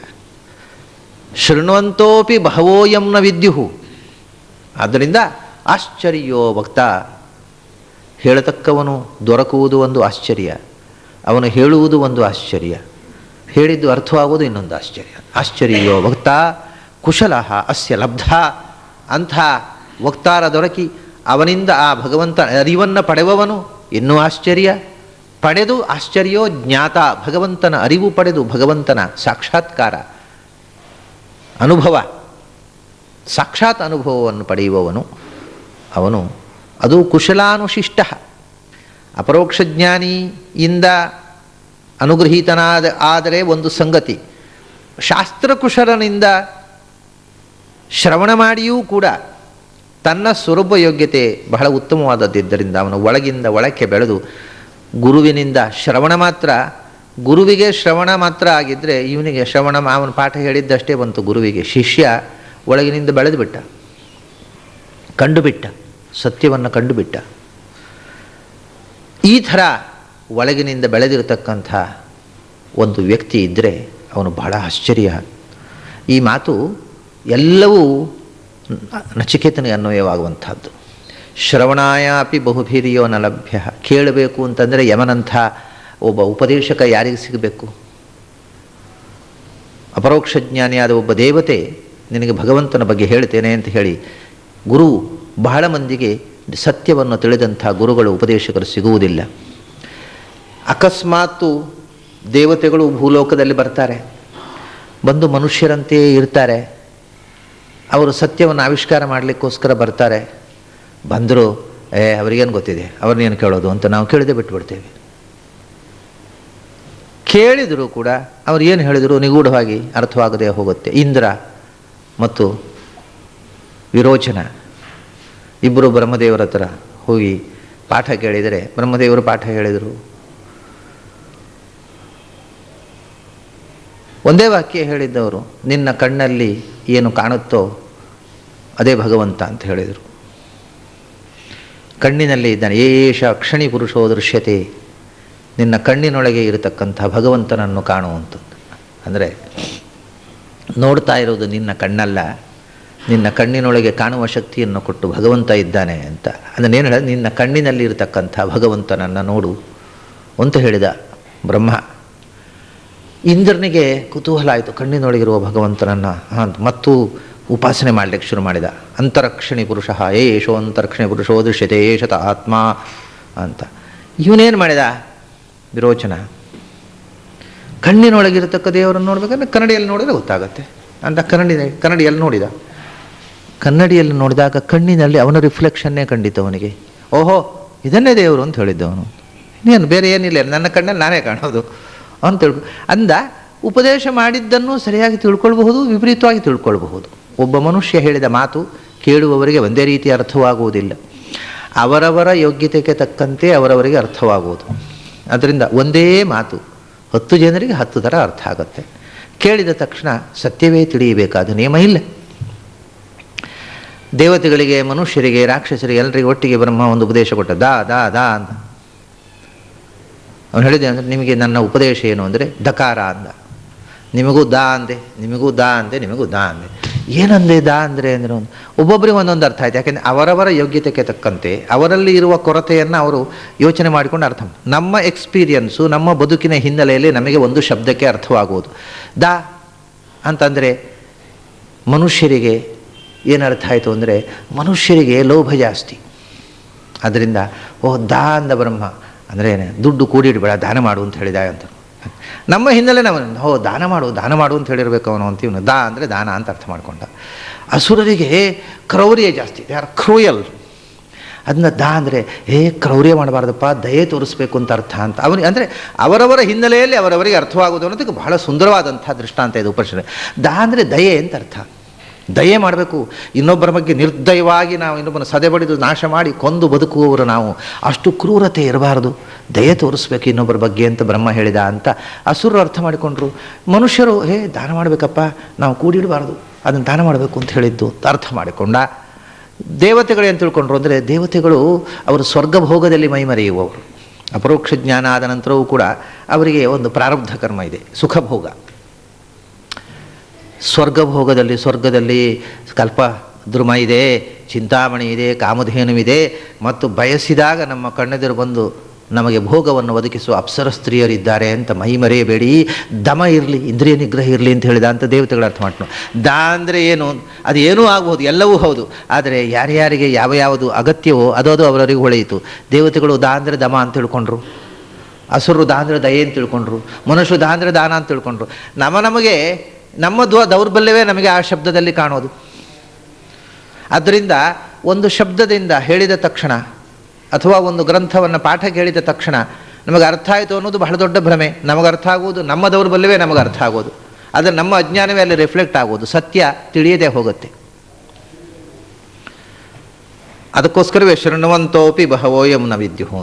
ಕೇಳಿದರೂ ಕೂಡ ಬಹಳ ಜನಕ್ಕೆ ತಿಳಿಯೋದಿಲ್ಲ. ಮತ್ತು ಇನ್ನೊಂದು ನಾನು ಯಾವಾಗಲೂ ಹೇಳುವಂಥದ್ದು ಒಂದು ದೋಷ ಇದೆ ನಮ್ಮಲ್ಲಿ ಅಧ್ಯಯನ ಮಾಡುವಲ್ಲಿ. ಏನಂದರೆ ನಮ್ಮ ತಲೆಯಲ್ಲಿ ನಾವು ಕೆಲವು ಸಿದ್ಧಾಂತಗಳನ್ನು ತುಂಬಿಕೊಂಡಿರುತ್ತೇವೆ, ಹೀಗೆ ಅಂತ. ಯಾವುದನ್ನು ಓದಿದರೂ ಅದಕ್ಕೆ ಅನುಗುಣವಾಗಿ ನಾವು ಅರ್ಥ ಮಾಡುವುದು ಹೊರತು, ಅಂದರೆ ನಮ್ಮ ತಲೆಯಲ್ಲಿದ್ದದ್ದನ್ನೇ ನಾವು ಪುಸ್ತಕದಲ್ಲಿ ಓದುವುದು ಹೊರತು ಪುಸ್ತಕದಲ್ಲಿದ್ದದ್ದನ್ನು ತಲೆಗೆ ತಂದುಕೊಳ್ಳುವುದಿಲ್ಲ. ಅಂದ ಒಂದು ಮನುಷ್ಯ ಯಾವಾಗಲೂ ಹೃದಯವನ್ನು ಖಾಲಿ ಮಾಡಿಕೊಳ್ಳದೆ ಕೆಲವು ಪೂರ್ವಾಗ್ರಹಗಳನ್ನು ತುಂಬಿಕೊಂಡು ಯಾರ ಗ್ರಂಥವನ್ನು ಓದ್ತಾನೆ ಅವನಿಗೆ ಗ್ರಂಥದ ಅರ್ಥ ಆಗುವುದೇ ಇಲ್ಲ. ಅವನ ತಲೆಯಲ್ಲಿದ್ದದ್ದನ್ನೇ ಮತ್ತು ಅದು ಹೊಸತು ಏನೂ ತಲೆ ಒಳಗೆ ಹೋಗುವುದಿಲ್ಲ, ಅದೇ ಸುತ್ತುತ್ತಾ ಇರುತ್ತೆ. ಇದು ನನ್ನ ಸಿದ್ಧಾಂತ, ಇದಕ್ಕೆ ಅದಕ್ಕನುಗುಣವಾಗಿ ಏನು ಅರ್ಥ ಮಾಡೋದು ಅಂತ ಎಳಿತಾನೆ. ಇದನ್ನು ತನ್ನ ತಲೆಯೊಳಗಿದ್ದ ಸಂಗತಿಗೆ ಸರಿಯಾಗಿ ಗ್ರಂಥವನ್ನು ಎಳಿತಾನೆ ಹೊರತು ಗ್ರಂಥದಲ್ಲಿದ್ದ ಸಂಗತಿಗೆ ಸರಿಯಾಗಿ ತಲೆಯನ್ನು ಎಳೆಯೋದಿಲ್ಲ ಅವನು. ಅಂದರೆ ತಲೆ ಬೆಳೆಯೋದೇ ಇಲ್ಲ ಅವನು. ಅವರ ಪೂರ್ವಾಗ್ರಹವೇ ಎಲ್ಲ ಗ್ರಂಥಗಳಲ್ಲಿ ಕಾಣುವುದು ಹೊರತು ಸತ್ಯ ಅಲ್ಲ. ಅದು ಕೇಳಿ ಉಪಯೋಗ ಇಲ್ಲ, ಓದಿ ಉಪಯೋಗ ಇಲ್ಲ. ಯಾಕೆಂದರೆ ನಾವು ಬೆಳೆಯಬೇಕು ಅನ್ನುವಂಥ ಅಪೇಕ್ಷೆ ಇಲ್ಲದೆ, ನಾವು ಹೃದಯವನ್ನು ಖಾಲಿ ಮಾಡಿಕೊಳ್ಳದೆ, ನಮ್ಮ ಹೃದಯದೊಳಗೆ ಗೋಡೌನ್ ಅದು ಎಲ್ಲ ಸಾಮಾನು ಬೇಡವಾದ್ದೆಲ್ಲ ತುಂಬಿಕೊಂಡಿದೆ, ಅದರೊಳಗೆ ಇದು ಒಳ್ಳೆಯ ವಿಷಯ ಹೋಗಲಿಕ್ಕೆ ಜಾಗನೇ ಇಲ್ಲ ಅಲ್ಲಿ. ಅದನ್ನು ಮೊದಲು ಸ್ವಚ್ಛ ಮಾಡದೆ ಯಾವುದನ್ನು ಓದಿಯೂ ಏನೂ ಉಪಯೋಗ ಇಲ್ಲ, ಅದು ಒಳಕ್ಕೆ ಹೋಗುವುದಿಲ್ಲ. ನೀನು ಶ್ರವಣಾಯಾಪಿ ಬಹುಭಿನ್ನ ಲಭ್ಯ, ಕೇಳಲಿಕ್ಕೆ ಸಿಗದೇ ಇರತಕ್ಕಂಥ ಸಂಗತಿ ನಿನಗೆ ಕೇಳಲಿಕ್ಕೆ ಸಿಕ್ಕಿತು ನಚಿಕೇತನಿಗೆ. ಶೃಣ್ವಂತೋಪಿ ಬಹವೋಯಂ ನ ವಿದ್ಯುಹು, ಕೇಳಿದರೂ ಬಹಳ ಜನಕ್ಕೆ ಅರ್ಥವಾಗುವುದಿಲ್ಲ. ನೀನು ಹೇಳಿ ಮುಗಿಸುವುದರೊಳಗೆ ಅದನ್ನು ಅನುವಾದ ಮಾಡಿ ತೋರಿಸಿದವ. ಆಶ್ಚರ್ಯೋ ವಕ್ತಾ ಕುಶಲೋಸ್ಯ ಲಬ್ಧ, ಅಂಥ ಯಮನಂಥ ವಕ್ತಾರ, ಉಪದೇಶಕ, ಅಪರೋಕ್ಷ ಜ್ಞಾನಿಯಾದ ದೇವತೆ ಹೇಳಲಿಕ್ಕೆ ಸಿಗುವುದು ದುರ್ಲಭ. ದೇವತೆಗಳು ಹೇಳಿದ್ದನ್ನು ತಕ್ಷಣ ಅರ್ಥ ಮಾಡಿಕೊಂಡು ಅದನ್ನು ಮುಂದಿನದ್ದು ಹೇಳ್ರಿ ಅಂತ ಕೇಳುವಂಥ ವಿದ್ಯಾರ್ಥಿಯೂ ದುರ್ಲಭ. ಮತ್ತು ಆಶ್ಚರ್ಯೋ ಜ್ಞಾತ ಅಂತ ಅಪರೋಕ್ಷ ಜ್ಞಾನಿಯಾಗಿರತಕ್ಕಂಥ ಒಬ್ಬ ಶ್ರೋತೃ ಸಿಗುವುದು ಇದು ಬಹಳ ಭಯಂಕರ.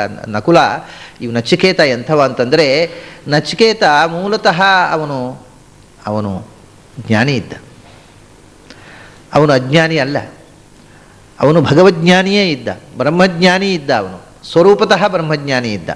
ಯಮನನ್ನು ಹೋಗಿ ಭೇಟಿಯಾದ ಮೇಲೆ ಅವನಿಗೆ ಬ್ರಹ್ಮಜ್ಞಾನ ಬಂದದ್ದಲ್ಲ. ಅವನು ಬ್ರಹ್ಮಜ್ಞಾನಿ ವಿಶೇಷ ಜ್ಞಾನಕ್ಕೋಸ್ಕರ ಯಮನ ಹತ್ತಿರ ಹೋದವ. ಅಂದರೆ ಒಬ್ಬ ಬ್ರಹ್ಮಜ್ಞಾನಿ ವಿದ್ಯಾರ್ಥಿಯಾಗಿ ಸಿಗೋದುಂಟಲ್ಲ, ಅದು ಇನ್ನೂ ಅದ್ಭುತವಾದಂಥ ಆಶ್ಚರ್ಯದ ಸಂಗತಿಯಪ್ಪ. ಇದೆಲ್ಲ ಇಲ್ಲಿ ಮೇಳವಿಸಿದೆ. ಆದ್ದರಿಂದ ಇದು ಒಂದು ಪುಣ್ಯಕಾಲ, ಪರ್ವಕಾಲ. ಇದು ನಿನ್ನಂಥ ವಿದ್ಯಾರ್ಥಿ ಸಿಗೋದು ನನ್ನ ಪುಣ್ಯ ಅಂತ ಯಮ ಹೇಳ್ತಾನೆ. ನನ್ನಂಥ ಉಪದೇಶಕ ಸಿಗೋದು ನಿನ್ನ ಪುಣ್ಯ ಅಲ್ಲ, ನಿನ್ನಂಥ ವಿದ್ಯಾರ್ಥಿ ಸಿಗೋದು ನನ್ನ ಪುಣ್ಯ ಅಂತಾನೆ. ಕಾರಣ ಏನು?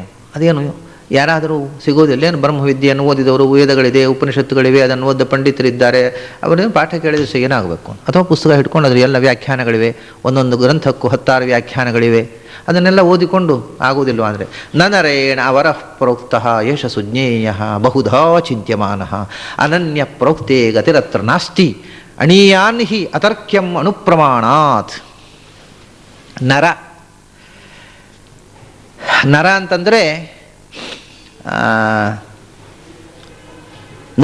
ನಯೆ ಅಂತ ಶಿಕ್ಷಣ ಪಡೆಯುವವನು, ಶಿಕ್ಷಣ ಪಡೆಯಲಿಕ್ಕೆ ಯೋಗ್ಯನಾದವನು, ಕಲಿಯಬೇಕಾದವನು ಅಂತ ಅರ್ಥ. ನಿಜವಾಗಿ ನರ ಅನ್ನೋ ಶಬ್ದಕ್ಕೆ ನಯೆ ಅಂತ.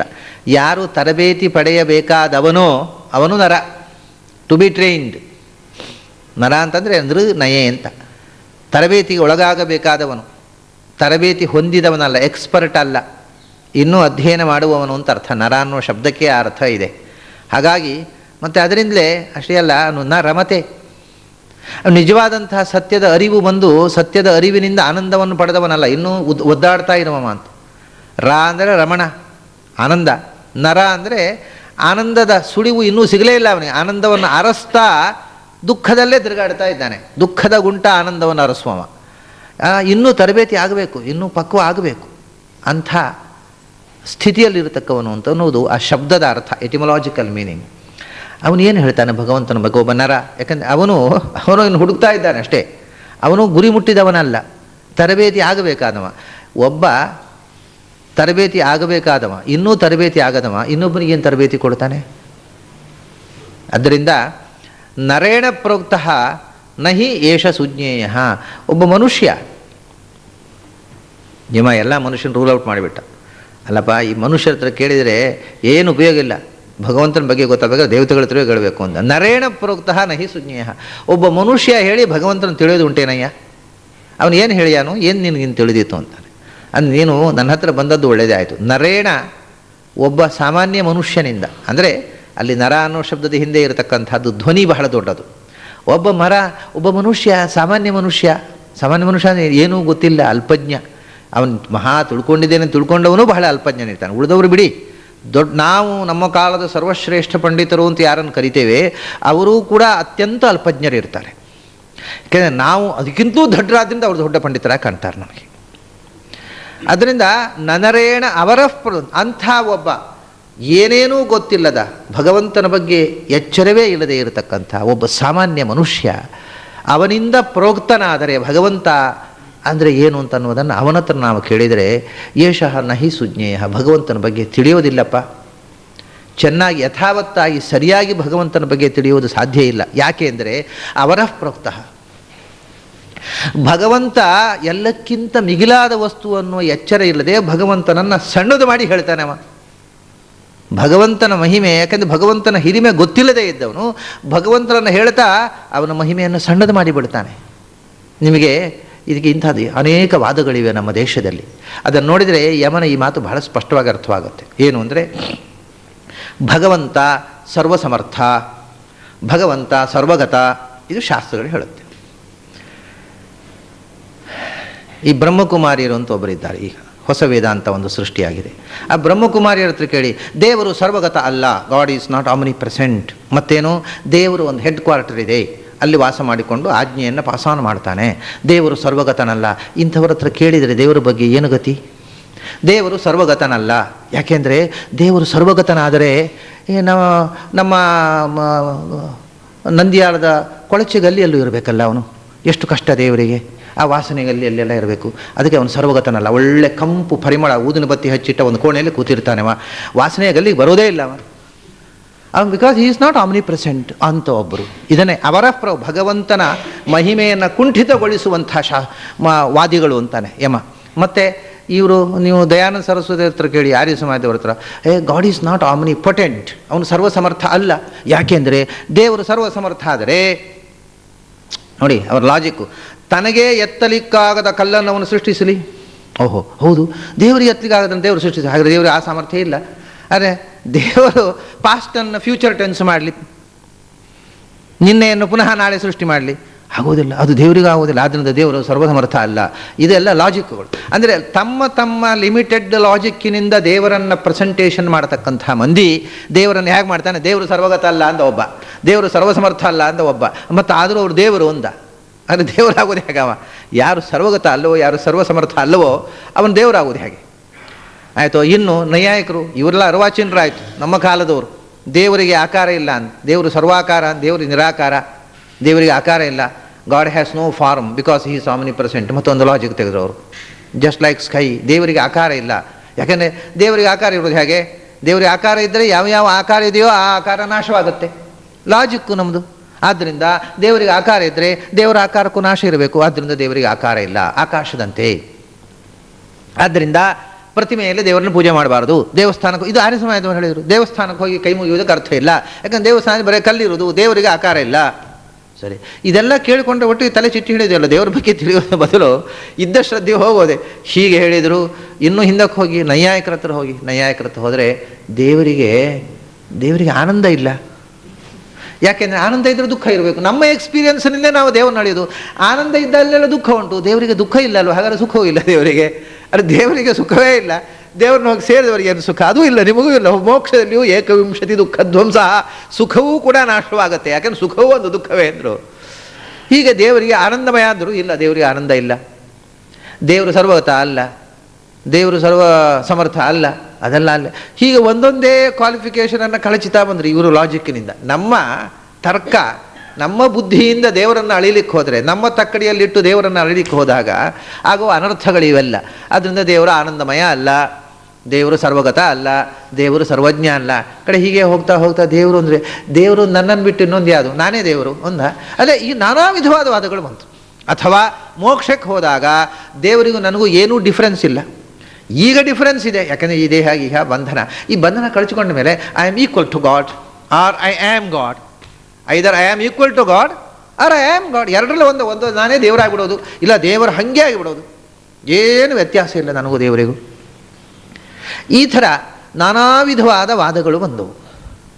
ದೇವರು ನಿರ್ಗುಣ ಅಥವಾ ಅಲ್ಪಗುಣ, ಅಷ್ಟಗುಣ, ಏನೇನೋ ಅವನು ಅವ್ಯಾಪ್ತ, ವ್ಯಾಪ್ತನಲ್ಲ, ಸರ್ವಸಮರ್ಥನಲ್ಲ, ಸರ್ವವ್ಯಾಪ್ತ. ಇದೇ ಬಹುಧಾ ಚಿಂತ್ಯಮಾನ ಅಂದ. ಒಬ್ಬೊಬ್ಬರು ಒಂದೊಂದು ರೀತಿ ತಮ್ಮ ತಲೆಗೆ ತೋಚಿದ ಹಾಗೆ ದೇವರ ಬಗ್ಗೆ ಯೋಚನೆ ಮಾಡಿದವರೇ ಇರೋದು. ದೇವರನ್ನು ತಿಳಿದು ಹೇಳುವವರಲ್ಲ, ತಮಗೆ ತಿಳಿದಂತೆ ಹೇಳುವವರು. ತಮ್ಮ ತಲೆಗೆ ತೋಚಿದ ಬಹುಧಾ ಚಿಂತ್ಯಮಾನ, ಭಗವಂತನ ಬಗ್ಗೆ ಒಬ್ಬೊಬ್ಬರು ಒಂದೊಂದು ರೀತಿ, 1000 ಜನ 1000 ಥರ ಹೇಳಿದರು. ಅವರು ಎಲ್ಲರೂ ಏನು ಮಾಡಿದರು ಅಂದರೆ, ಭಗವಂತನು ಅವರಹ ಪ್ರೋಕ್ತಃ, ಭಗವಂತನ ಹಿರಿಮೆಯನ್ನು ಕುಂಠಿತಗೊಳಿಸಿ ಭಗವಂತನನ್ನು ಸಣ್ಣದು ಮಾಡಿದರು. ಅದು ಎಲ್ಲಕ್ಕಿಂತ ದೊಡ್ಡ ವಸ್ತು, ಅದನ್ನು ಚಿಕ್ಕದು ಮಾಡಿ ಹೇಳಿದರು. ಆದ್ದರಿಂದ ಇಂಥ ಮಾತುಗಳಿಂದ ಭಗವಂತನನ್ನು ತಿಳಿಲಿಕ್ಕೆ ಪ್ರಯತ್ನ ಮಾಡಿದರೆ ಏನು ತಿಳಿಯೋ? ನನರೇಣ ಅವರೇಣ ಅವರಃ ಪ್ರೋಕ್ತಃ ಏಷಃ ಸುಜ್ಞೇಯ. ನಿನಗೆ ಚೆನ್ನಾಗಿ ಭಗವಂತನ ಬಗ್ಗೆ ತಿಳ್ಕೋಬೇಕು ಅಂತ ಪ್ರಯತ್ನ ಮಾಡುವವರು ಇದನ್ನೆಲ್ಲ ತಿಳ್ಕೊಂಡ್ರೆ ಏನೂ ತಿಳ್ಕೊಂಡು ಹಾಗೆಲ್ಲ ವಿಪರೀತ ತಿಳ್ಕೊಂಡ. ಅನನ್ಯ ಪ್ರೋಕ್ತೆ ಗತಿರತ್ರ ನಾಸ್ತಿ. ಅಲ್ಲ, ನಾನಾ ಬಗೆಯಿಂದ ಬೇಡ, ಒಂದೇ ಬಗೆ. ಏನು? ಭಗವಂತ ಸರ್ವಗತನ ಹೌದೋ ಅಲ್ವೋ? ಭಗವಂತ ಸರ್ವ ಗುಣಪೂರ್ಣ ಹೌದೋ ಅಲ್ವೋ? ಭಗವಂತ ಸರ್ವಸಮರ್ಥ ಹೌದೋ ಅಲ್ವೋ? ಈ ಪರಿ ಯಾವ ವಿಕಲ್ಪವೂ ಇಲ್ಲ. ಪ್ರಪಂಚದಲ್ಲಿ ವಿಕಲ್ಪವೇ ಇಲ್ಲ, ಒಂದೇ ಇರುವುದು. ವಿಕಲ್ಪವೇ ಎಲ್ಲ ಭ್ರಮೆ, ನಾನಾತ್ವವೇ ಭ್ರಮೆ, ಎಲ್ಲವೂ ಒಂದೇ. ಕೊನೆಗೆ ಉಳಿಯುವುದು ಭಗವಂತನೊಬ್ಬನೇ ಅಂತ ಹೇಳಿದರೆ ಏನು ತಪ್ಪು? ಇದು ಬಹಳ ಗ್ರೇಟ್ನೆಸ್ ಅಲ್ವೇನು? ಭಗವಂತನೇ ಉಳಿಯೋದು ಒಂದೇ, ಇನ್ನೇನೂ ಇಲ್ಲ. ಜೀವ ಅನ್ನೋದು ಇಲ್ಲ, ಪ್ರಪಂಚ ಅನ್ನೋದು ಇಲ್ಲ, ಯಾವುದೂ ಇಲ್ಲ. ಯಾಕೆಂದರೆ ಏನು ಇದೆ ಅದೆಲ್ಲ ಒಂದೇ ಆಗಿಬಿಡುತ್ತೆ. ಏನು ನಿಜವಾಗಿ ಇಲ್ಲ ಅದು ಇಲ್ಲವಾಗಿಬಿಡುತ್ತೆ. ಇರೋದೆಲ್ಲ ಒಂದೇ, ಕೊನೆಯ ತನಕ ಇರುವ ಸತ್ಯ ಅಂತ ಹೀಗೆ ಹೇಳೋರನ್ನ ಕೇಳೋಣವೇನು? ಇವರೇನು ಬೀಲಿಟ್ಲ್ ಮಾಡಲಿಲ್ಲ ಭಗವಂತನನ್ನು. ಅಂದರೆ ಅನನ್ಯ ಪ್ರೋಕ್ತೆ ಗತಿರತ್ರ ನಾಸ್ತಿ. ಇಲ್ಲಿ ಒಂದು ವಿಚಿತ್ರವಾದ ಶಬ್ದವನ್ನು ಯಮ ಪ್ರಯೋಗಿಸ್ತಾರೆ, ಅನನ್ಯ ಅಂತ. ಅನನ್ಯ ಅಂದರೆ ಏನು? ಅನನ್ಯ ಅಂದರೆ ನಮಗೆ ಗೊತ್ತಿರುವಂತಹದ್ದು ಗೀತೆಯಲ್ಲಿ ಕೃಷ್ಣ ಹೇಳ್ತಾನೆ, ಅನನ್ಯಾಶ್ಚಿಂತಯಂತೋ ಮಾಂ ಯೇ ಜನಾ ಪರಿಭಾಸತೆ ತೇಷಾಂ ನಿತ್ಯಾಭಿಯುಕ್ತಾನಾಂ ಯೋಗಕ್ಷೇಮಂ ವಹಾಮ್ಯಹಂ. ಅನನ್ಯವಾಗಿ ನನ್ನನ್ನು ಭಜನೆ ಮಾಡು, ಚಿಂತನೆ ಮಾಡು, ನಿನ್ನ ಯೋಗಕ್ಷೇಮದ ಹೊಣೆಯನ್ನು ನಾನು ವಹಿಸ್ತೇನೆ ಅಂತ. ಅಲ್ಲಿ ಅನನ್ಯವಾಗಿ ಚಿಂತನೆ ಮಾಡು ಅಂತ ಹೇಳ್ತಾನೆ. ಇಲ್ಲಿ ಹೇಳ್ತಾನೆ ಅನನ್ಯ ಪ್ರೋಕ್ತೆ ಗತಿರತ್ರ ನಾಸ್ತಿ. ಅನನ್ಯರು ಏನಾದರೂ ಭಗವಂತನನ್ನು ಉಪದೇಶ ಮಾಡಿದರೆ ನಿನ್ನ ಗತಿ ಮುಗೀತಲ್ಲಿಗೆ ಅಂತ. ಅರೆ ಮತ್ತೆ ಅಲ್ಲಿ ಅನನ್ಯರಾಗಿದ್ದರೆ ಭಗವಂತ ಉದ್ಧಾರ ಮಾಡ್ತಾನೆ, ಅನನ್ಯರು ಹೇಳಿದರೆ ಅದು ಅರ್ಥ ಆಗೋದಿಲ್ಲ. ಇದು ಏನಿದು? ಒಂದು ಅನನ್ಯ. ಅನನ್ಯ ಅಂದರೆ ಏನು? ಅಲ್ಲಿ ಅನನ್ಯ ಅಂದರೆ ಏನು? ಆ ಅರ್ಥ ಮೊದಲು ತಿಳ್ಕೊಳ್ಳೋಣ. ಗೀತೆಯಲ್ಲಿ ಅವನು ಹೇಳ್ತಾನೆ, ನೀನು ಅನನ್ಯವಾಗಿ ನನ್ನನ್ನು ಪ್ರೀತಿಸಿದರೆ ನಿನ್ನ ರಕ್ಷಣೆಯ ಹೊಣೆಯನ್ನು ನಾನು ವಹಿಸ್ತೇನೆ. ಅಲ್ಲಿ ಅನನ್ಯ ಅಂದರೆ ಏನು? ಭಗವಂತನಲ್ಲದೆ ಇನ್ನೊಬ್ಬ ನನಗೆ ಗತಿ ಇಲ್ಲ ಅಂತ ನೀನು ತಿಳ್ಕೊಂಡ್ರೆ ನಾನು ನಿನಗೆ ಗತಿ, ಮಾರ್ಗದರ್ಶನ, ಆಶ್ರಯ ನೀಡುತ್ತೇನೆ, ರಕ್ಷಣೆ ಮಾಡ್ತೇನೆ. ನನಗೆ ಭಗವಂತನಲ್ಲದೆ ಇನ್ಯಾರೂ ರಕ್ಷಕರಿಲ್ಲ, ಅವನೇ ರಕ್ಷಕ ಅಂತ ನೀನು ಇಷ್ಟು ಕನ್ವಿಕ್ಷನ್ನಿಂದ ಶರಣಾಗತಿ ಉಂಟೋ ಇದ್ದರೆ ನಾನು ರಕ್ಷಕನಾಗ್ತೇನೆ. ಹಾಗಾದರೆ ಭಗವಂತನಲ್ಲದೆ ಇನ್ನೊಬ್ಬ ರಕ್ಷಕನಿಲ್ಲ ಅಂತ ತಿಳ್ಕೊಂಡವ ಅನನ್ಯ. ಅಲ್ಲಿ ರಕ್ಷಕನಾಗಿ ಹುಡುಕ್ತಾ ಇದ್ದಾನೆ. ನನಗೆ ರಕ್ಷಕ ಯಾರು? ದೇವರೊಬ್ಬನೇ, ಇನ್ಯಾರು, ದೇವರಲ್ಲದೆ ಇನ್ಯಾರೂ ಇಲ್ಲ ಅನ್ನುವವನು ಅನನ್ಯ. ಯಾವುದಕ್ಕೆ? ತನ್ನನ್ನು ರಕ್ಷಿಸಲಿಕ್ಕೆ. ಅಲ್ಲಿ ರಕ್ಷಣೆಯ ಪ್ರಶ್ನೆ. ಇಲ್ಲಿ ದೇವರಲ್ಲದೆ ಇನ್ಯಾರೂ ಇಲ್ಲ ಅಂದರೆ ಎಲ್ಲವೂ ದೇವರೇ, ಸರ್ವಂ, ದೇವರನ್ನು ಬಿಟ್ಟು ಇನ್ನೊಂದಿಲ್ಲ ಅನ್ನೋನು ಅನನ್ಯ. ರಕ್ಷೆಯ ಅಲ್ಲ, ವಸ್ತು ಅಂದರೆ ಏನಾಯಿತು? ಅವನು ಭಗವಂತನನ್ನು ಬಿಟ್ಟು ಇನ್ನೊಂದು ವಸ್ತುವನ್ನು ಒಪ್ಪದವ. ಸತ್ಯವಾಗಿ ಉಳಿಯುವುದು ಬ್ರಹ್ಮನ ಒಬ್ಬನೇ. ಮತ್ತು ನೀನು ನಾನು ಎಲ್ಲ ಭಗವಂತನೇ ಆಗಿಬಿಡೋದು ಅಥವಾ ಇಲ್ಲವಾಗಿ ಬಿಡೋದು ಹೊರತು ಇನ್ನೇನು ಒಂದು ಬೇರೆ ಒಂದು ವಸ್ತುವೇ ಇಲ್ಲ ಅಂತ ಹೇಳುವನು ಅನನ್ಯ ಆಯ್ತು. ಇಲ್ಲಿ ಅನನ್ಯ ಅಂದರೆ ಭಗವಂತ ಬಿಟ್ಟು ಇನ್ನೊಂದಿಲ್ಲ ಅನ್ನುವನು, ಅಲ್ಲಿ ರಕ್ಷಿಸುವವನು. ಇಲ್ಲಿ ವಸ್ತು, ಭಗವಂತನನ್ನು ಬಿಟ್ಟು ಇನ್ನೊಂದು ವಸ್ತುವೇ ಇಲ್ಲ, ಎಲ್ಲವೂ ಭಗವನ್ಮಯ, ಸರ್ವಂ ಬ್ರಹ್ಮ ಅಂತ ಹೇಳ್ತಕ್ಕವರು ಅನನ್ಯರು. ಅಂಥವ್ರ ಹತ್ರ ಕೇಳಿದರೆ ಅನನ್ಯ ಪ್ರೋಕ್ತೆ ಗತಿರತ್ರ ನಾಸ್ತಿ. ನೀನು ಹಾಗೆ ತಿಳ್ಕೊಂಡ್ರೆ ನಿನಗೆ ಅರಿವೇ ಬರುವುದಿಲ್ಲ. ಯಾಕೆಂದರೆ ಏನು ಅರಿವು? ನಿನಗೆ ಯಾರು ಹಾಗೆ ಹೇಳುವ? ಭಗವಂತನನ್ನು ಬಿಟ್ಟು ಬೇರೊಂದು ಇಲ್ಲಪ್ಪ ಅಂತ ಹೇಳುವುದು ಯಾರು? ಆ ಜ್ಞಾನ ನನಗೆ ಬರಬೇಕಲ್ಲ. ಬರಬೇಕಾದ್ರೆ ಹೇಳುವವರು ಯಾರು? ಭಗವಂತ ಹೇಳಲಿಕ್ಕೆ ಬರೋದಿಲ್ಲ. ನಮ್ಮ ಗುರುಗಳು, ಅವರು ಯಾರು? ಗುರುಗಳು ಹೇಳಿದ, ಅವರು ಭಗವಂತನನ್ನು ಬಿಟ್ಟು ಬೇರೆ ಯಾವುದೂ ಇಲ್ಲ ಅಂತ ಕಂಡವರು. ಹೌದು, ಅವ್ರು ನಿನ್ನನ್ನು ಹೇಗೆ ಕಂಡ್ರು? ಮತ್ತೆ ಹೇಗೆ ಹೇಳಿದರು ನಿನಗೆ? ಅವರು ನೀನು ಅನ್ನತಕ್ಕಂಥ ಭೇದ ಇದ್ದಾಗ ತಾನು ಹೇಳಲಿಕ್ಕೆ ಬರೋದು. ಭಗವಂತನಿಲ್ಲದೆ ಇನ್ನೊಂದು ವಸ್ತು ಇಲ್ಲ ಅನ್ನುವ ಸಾಕ್ಷಾತ್ಕಾರ ಆದಮೇಲೆ ಹೇಳಲಿಕ್ಕೆ ಬರೋದಿಲ್ಲ. ಯಾರು ಹೇಳ್ತಾರೆ ಅವರಿಗೆ ಸಾಕ್ಷಾತ್ಕಾರ ಆಗಿಲ್ಲ ಅಂತಾಯಿತು. ಸಾಕ್ಷಾತ್ಕಾರ ಆಗದಿದ್ದವನು ಹೇಳಿದ್ದು ನಂಬಿ ಏನು ಉಪಯೋಗ? ಯಾವ ಸ್ಥಿತಿಯಲ್ಲಿ ಹೇಳು, ಅವನು ಸಾಕ್ಷಾತ್ಕಾರ ಆದ ಸ್ಥಿತಿಯಲ್ಲಿ ಹೇಳಲಿಕ್ಕೆ ಬರುವುದಿಲ್ಲ. ಏಕೆಂದರೆ ಭಗವಂತನದು ಇನ್ನೊಂದು ವಸ್ತು ಇಲ್ಲ ಅಂತ ಸಾಕ್ಷಾತ್ಕಾರ ಆದಮೇಲೆ ಇದು ಯಾವುದೂ ಕಾಣುವುದೇ ಸಾಧ್ಯ ಇಲ್ಲ. ಇದು ಹಗ್ಗ ಅಂತ ಗೊತ್ತಾದಮೇಲೆ ಹಾವು ಕಾಣುವುದು ಸಾಧ್ಯ ಇಲ್ಲ. ಇದು ಸುಳ್ಳು ಅಂತ ಗೊತ್ತಾದಮೇಲೆ, ರಿಯಲೈಸೇಷನ್ ಆದಮೇಲೆ ಅವನು ಗುರು ಇಲ್ಲ, ಶಿಷ್ಯ ಇಲ್ಲ, ಗುರು ಶಿಷ್ಯ ಭಾವ ಇರುವುದು ಸಾಧ್ಯ ಇಲ್ಲ. ಹಾಗಾದರೆ ಸಾಕ್ಷಾತ್ಕಾರ ಆಗಲಿಲ್ಲ. ಸಾಕ್ಷಾತ್ಕಾರ ಆದಾಗ ಹಾಗೆ ಆಗುತ್ತೆ ಅಂತ ನಾವು ಹೇಳ್ತಾ ಇರೋದು. ಅದೇ ಗೊತ್ತಾಯ್ತು ನಿಮಗೆ ಸಾಕ್ಷಾತ್ಕಾರ ಆಗೋ ಮುಂಚೆ. ಒಂದು ಪಕ್ಷಕ್ಕೆ ಆಗದೆ ಇದ್ದರೆ ನಿಮ್ಮ ಗತಿ ಏನು, ನಮ್ಮ ಗತಿ ಏನು? ಸಾಕ್ಷಾತ್ಕಾರ ಆದಮೇಲೆ ಬರ್ರಿ, ಆಮೇಲೆ ಮಾತಾಡೋಣ ಅಂತ. ಈ ಬೇಡ ನಿಮ್ಮ ಸುದ್ದಿ. ನೀವು ಸಾಕ್ಷಾತ್ಕಾರ ಮಾಡಿಕೊಂಡು ಸಾಕ್ಷಾತ್ಕಾರ ಆದಮೇಲೆ ಅದೇನು ಉಳಿಯುತ್ತೆ ಅಂತ ಹೇಳ್ರಿ, ಆಮೇಲೆ ಕೇಳೋಣ. ಈಗ ಕಳಿಸ್ಬಿಡೋದು ಒಳ್ಳೆಯದು. ಯಾಕಂದರೆ ಅದು ಹಾಗೆ ಆಗುತ್ತೆ ಅನ್ನೋದು ಈಗ ಹೇಳುವುದು ಹೈಪೋಥಿಸಿಸ್ ಅಲ್ವ? ಅದು ಯಾವುದು ಖಚಿತವಾಗಿ ಗೊತ್ತಿಲ್ಲವೋ ಅದನ್ನು ಅಂಥ ಗತಿಹಿ ಹತ್ರ ನಾಸ್ತಿ ಅಂಥವ್ರ ಮಾತು ಕೇಳಿದರೆ ದೇವರೇ ಗತಿಯನ್ನು. ಗತಿಹಿ ಅಂದರೆ ಜ್ಞಾನ ಅಂತ ಅರ್ಥ. ಅದರಿಂದ ಸತ್ಯದ ಜ್ಞಾನ ಬರುವುದಿಲ್ಲಪ್ಪ. ಯಾಕೆಂದರೆ ಇದು ಮುಂದೆ ಹೀಗಾಗತ್ತೆ ಅನ್ನೋದು ಹೈಪೋಥಿಸಿಸ್ಸು. ಹಾಗೆ ಹೇಳಿ ನಿನ್ನನ್ನು ವಂಚನೆ ಮಾಡಿಬಿಡ್ತಾರೆ ಅವರು. ಮುಂದೆ ಆಗತ್ತೆ, ನಿನಗೂ ಗೊತ್ತಾಗುತ್ತೆ, ಏನೂ ಇಲ್ಲ ಅಂತ ಗೊತ್ತಾಗುತ್ತೆ ಅಂತ. ಅಲ್ಲ, ನಿಮಗೆ ಈಗ ಗೊತ್ತಾಗಲಿಲ್ಲ ಅಲ್ಲ, ನನಗೂ ಮುಂದೆ ಗೊತ್ತಾಗೋದು, ನಿನಗೂ ಮುಂದೆ ಗೊತ್ತಾಗ. ಆಗ ನೀವು ಗೊತ್ತಾದ್ಮೇಲೆ ಬನ್ನಿ, ಆಮೇಲೆ ಪಾಠ ಹೇಳ್ರಿ ಅಂತ ಕಳಿಸ್ಬೇಕು ಅಷ್ಟೇ. ಸತ್ಯದ ಅರಿವು ಇಲ್ಲದವರ ಬಾಯಲ್ಲಿ ಸತ್ಯವನ್ನು ಕೇಳುವುದು ಅದು ಬಹಳ ಅಪಾಯಕಾರಿ. ಈಗ ಸ್ವತಃ ಯಾವರು ಸತ್ಯ ಅಂತ ಗೊತ್ತಿಲ್ಲದೆ ಇದ್ದವರಿಗೆ ಅವ್ರು ಇನ್ನೊಬ್ಬರಿಗೆ ಸತ್ಯದ ಉಪದೇಶ ಹೇಗೆ ಮಾಡ್ತಾರೆ? ಅವರು ಯಾವುದನ್ನು ಸತ್ಯ ಅಂತ ತಿಳ್ಕೊಂಡಿದ್ದಾರೆ ಅದನ್ನು ಹೇಳ್ತಾರೆ. ನಾನು ಸತ್ಯ ಅಂತ ತಿಳ್ಕೊಂಡದ್ದು ಸತ್ಯ ಆಗಿರಬೇಕಾಗಿಲ್ಲಲ್ಲ. ಇರುವುದು ಒಂದು, ಕಾಣುವುದು ಒಂದು ಆಗಬಾರದಾ? ಹಾಗೆ ಆಗತ್ತಲ್ಲ. ಇರುವುದು ಒಂದು, ನಾನು ಕಂಡದ್ದನ್ನು ನಿಮಗೆ ಹೇಳಿದೆ. ನಾನು ಕಂಡದ್ದು ಸತ್ಯ ಅಂತ ನಿಯಮ ಇಲ್ಲ. ಆದ್ದರಿಂದ ಅನನ್ಯ ಪ್ರೋಕ್ತೆ ಯಾರು ಭಗವಂತನಿಂದ ಅನ್ಯವಾದ ಇನ್ನೊಂದು ವಸ್ತು ಇಲ್ಲ ಅಂತ ಹೇಳ್ತಾರೆ ಅಂಥವರು ಒಂದು ದೃಷ್ಟಿಯಿಂದ ಭಗವಂತನ ಮಹಿಮೆಯನ್ನು ಅವರ ಪ್ರೋಕ್ತ ನಿರಾಕರಣೆ ಮಾಡ್ತಾರೆ. ಯಾಕೆಂದರೆ ಭಗವಂತನ ಮಹಿಮೆ ಎಲ್ಲಕ್ಕಿಂತ ದೊಡ್ಡವನು ಆಗಬೇಕಾಗಿದ್ರೆ ಎಲ್ಲ ಇರಬೇಕ್ರಿ. ಏನೂ ಇಲ್ಲದಿದ್ದರೆ ಅವನು ಏನು ದೊಡ್ಡವ? ಎಲ್ಲಕ್ಕಿಂತ ದೊಡ್ಡವ ಅನ್ನುವುದನ್ನು ಅವನಿಗೆ ಹೇಳಬೇಕಾದ್ರೆ ಎಲ್ಲ ಇದ್ದರೆ ಎಲ್ಲಕ್ಕಿಂತ ದೊಡ್ಡವ ಅವನು. ಏನೂ ಇಲ್ಲದಿದ್ದರೆ ಅವನು ಯಾತರಿಂದ ದೊಡ್ಡವ? ಅವನು ದೊಡ್ಡವ ಅಂತ ತಿಳ್ಕೊಳ್ಳೋನೂ ಇಲ್ಲ, ಯಾವುದರಿಂದ ದೊಡ್ಡವ ಅಂತ ಹೇಳಿಕ್ಕೆ ಯಾವುದೂ ಇಲ್ಲ. ಹಾಗಾದರೆ ಅವನು ದೊಡ್ಡವ ಅನ್ನೋದಕ್ಕೂ ಅರ್ಥ ಇಲ್ಲ. ಎಲ್ಲಕ್ಕಿಂತ ದೊಡ್ಡವ ಅಂತಂದರೆ ಅವನು ಇಡೀ ಜಗತ್ತನ್ನು ಸೃಷ್ಟಿ ಮಾಡಿದವ. ಅಲ್ಲ, ನೀವು ಜಗತ್ತೇ ಇಲ್ಲ ಅಂತಂದರೆ ಇಡೀ ವಿಶ್ವದ ಸ್ರಷ್ಟಾರ ಅನ್ನತಕ್ಕಂಥ ಮಹಿಮೆಯನ್ನೇ ಅಪಲಾಪ ಮಾಡ್ತಾ ಇದ್ದೀರಲ್ಲ. ಬಹುಚಿತ್ರ ಜಗದ್ ಬಹುಧಾ ಕರಣಾತ್ ಪರಶಕ್ತಿ ಅನಂತ ಗುಣ ಪರಮಃ. ಭಗವಂತ ಇಂಥ ಅನಂತ ವಿಶ್ವವನ್ನು ಸೃಷ್ಟಿ ಮಾಡಿದವ. ಜನ್ಮಾದ್ಯಸ್ಯ ಯತಃ ಹೇಗೆ ಉಪಾಸನೆ ಮಾಡಬೇಕು ಅಂತಂದರೆ ವೇದವ್ಯಾಸ ಬ್ರಹ್ಮಸೂತ್ರ ಅಥಾತೋ ಬ್ರಹ್ಮ ಜಿಜ್ಞಾಸ ಜನ್ಮಾದ್ಯಸ್ಯ ಯತಃ. ಭಗವಂತನನ್ನು ಹೇಗೆ ಉಪಾಸನೆ ಮಾಡಬೇಕಂದ್ರೆ ಈ ಜಗತ್ತಿನ ಸೃಷ್ಟಿ ಸ್ಥಿತಿ ಸಂಹಾರ ನಿಯಮನ ಜ್ಞಾನ ಅಜ್ಞಾನ ಬಂಧ ಮೋಕ್ಷಗಳಿಗೆ ಕಾರಣ ಅಂತ ಉಪಾಸನೆ ಮಾಡು. ಜನ್ಮಾದ್ಯಸ್ಯ ಯತೋನ್ವಯಾದಿತರತಶ್ಚಾರ್ಥೇಷು ಅಭಿಜ್ಞಸ್ವರಾಟ್ ಅಂತ ಹೇಳಿದರೆ ನೀವಂತೀರಿ ಈ ಜಗತ್ತೇ ಇಲ್ಲ. This world is unreal. If this world is unreal, this is not created by god, but it is your creation, your creation of your ignorance. ಹಾಗಾದರೆ ದೇವರಿಗೆ ಏನು ಬಂತ್ರಿ ಕ್ವಾಲಿಟಿ? ಜನ್ಮಾದ್ಯಸ್ಯತಃ ಅಂತ ಏನು ಉಪಾಸನೆ? ಈ ಜಗತ್ತನ್ನು ನಾನು ಅಜ್ಞಾನದಿಂದ ಸರ್ಪ ಹಗ್ಗವನ್ನು ನೋಡಿ ನಾ ಹಾವನ್ನು ತಿಳ್ಕೊಂಡ್ರೆ ಭಗವಂತ ನನ್ನಲ್ಲಿ ಅಜ್ಞಾನದಿಂದ ಕಂಡ ಹಾವನ್ನು ಸೃಷ್ಟಿಸಿನೋ ಭಗವಂತ ಅಂತ ಹೇಳ್ತಾರೆ ಯಾರಾದರೂ? ನನ್ನ ಅಜ್ಞಾನದ ಸೃಷ್ಟಿ ಅದು. So it's an illusion.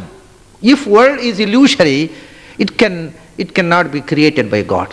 It can never be created by God. ಹಾಗಾದರೆ ಜಗತ್ತಿನ ಕಾರಣ ಸರ್ವಕಾರಣ ಅಂತ ಭಗವಂತನ ಉಪಾಸನೆ ಮಾಡಬೇಕು ಅನ್ನುವಂಥ ಆ ಗ್ರೇಟ್ನೆಸ್ಸನ್ನೇ ನಾವು ಡಿನೈ ಮಾಡಿದ ಹಾಗಾಯಿತು.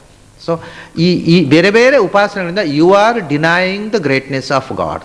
ಭಗವಂತನ ಹಿರಿಮೆಯನ್ನು ನಿರಾಕರಣೆ ಮಾಡತಕ್ಕಂಥ ವಿಧಾನಗಳಿಂದ ಭಗವಂತನನ್ನು ತಿಳಿಯುವುದು ಸಾಧ್ಯವಿಲ್ಲ. ಗತಿ ಅತ್ರ ನಾಸ್ತಿ. ಗತಿ ಅಂದರೆ ಅವಗತಿ ಅಂತ ಅರ್ಥ. ಜ್ಞಾನ, ಯಥಾರ್ಥ ಜ್ಞಾನ ಈ ಯಾವ ವಿಧಾನದಿಂದಲೂ ಬರುವುದು ಸಾಧ್ಯ ಇಲ್ಲ.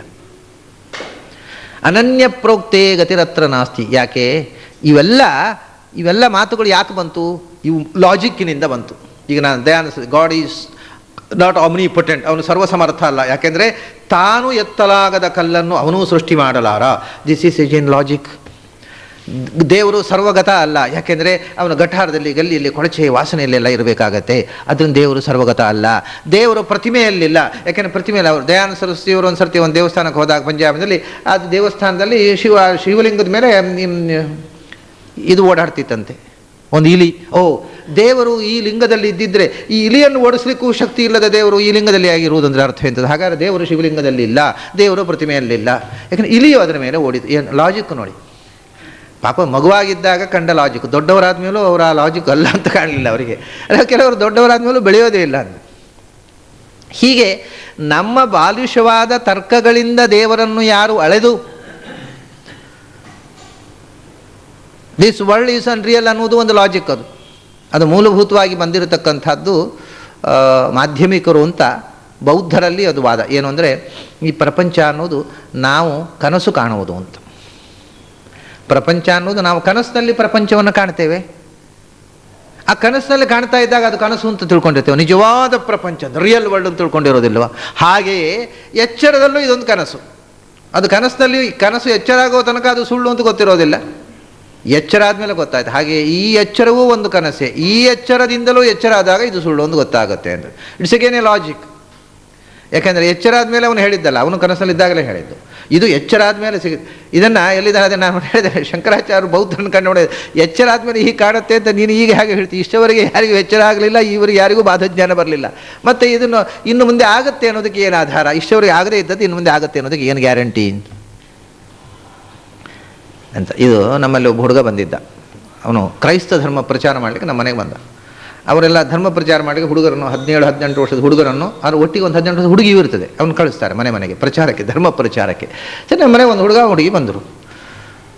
ಏನು ಬಂದನು? ಇಲ್ಲ, 2000 ವರ್ಷ ಆದ ಮೇಲೆ, ಈಗ 1994 ಇದೆ, ಇನ್ನು 2000 ಜೀಸಸ್ ಕ್ರೈಸ್ಟ್ ಭೂಮಿಯಲ್ಲಿ ಬಂದು 2000 ವರ್ಷ ಆದ ಮೇಲೆ ಮತ್ತೆ ಪುನಃ ಭೂಮಿಗೆ ಸ್ವರ್ಗ ಇಳಿದು ಬರುತ್ತೆ.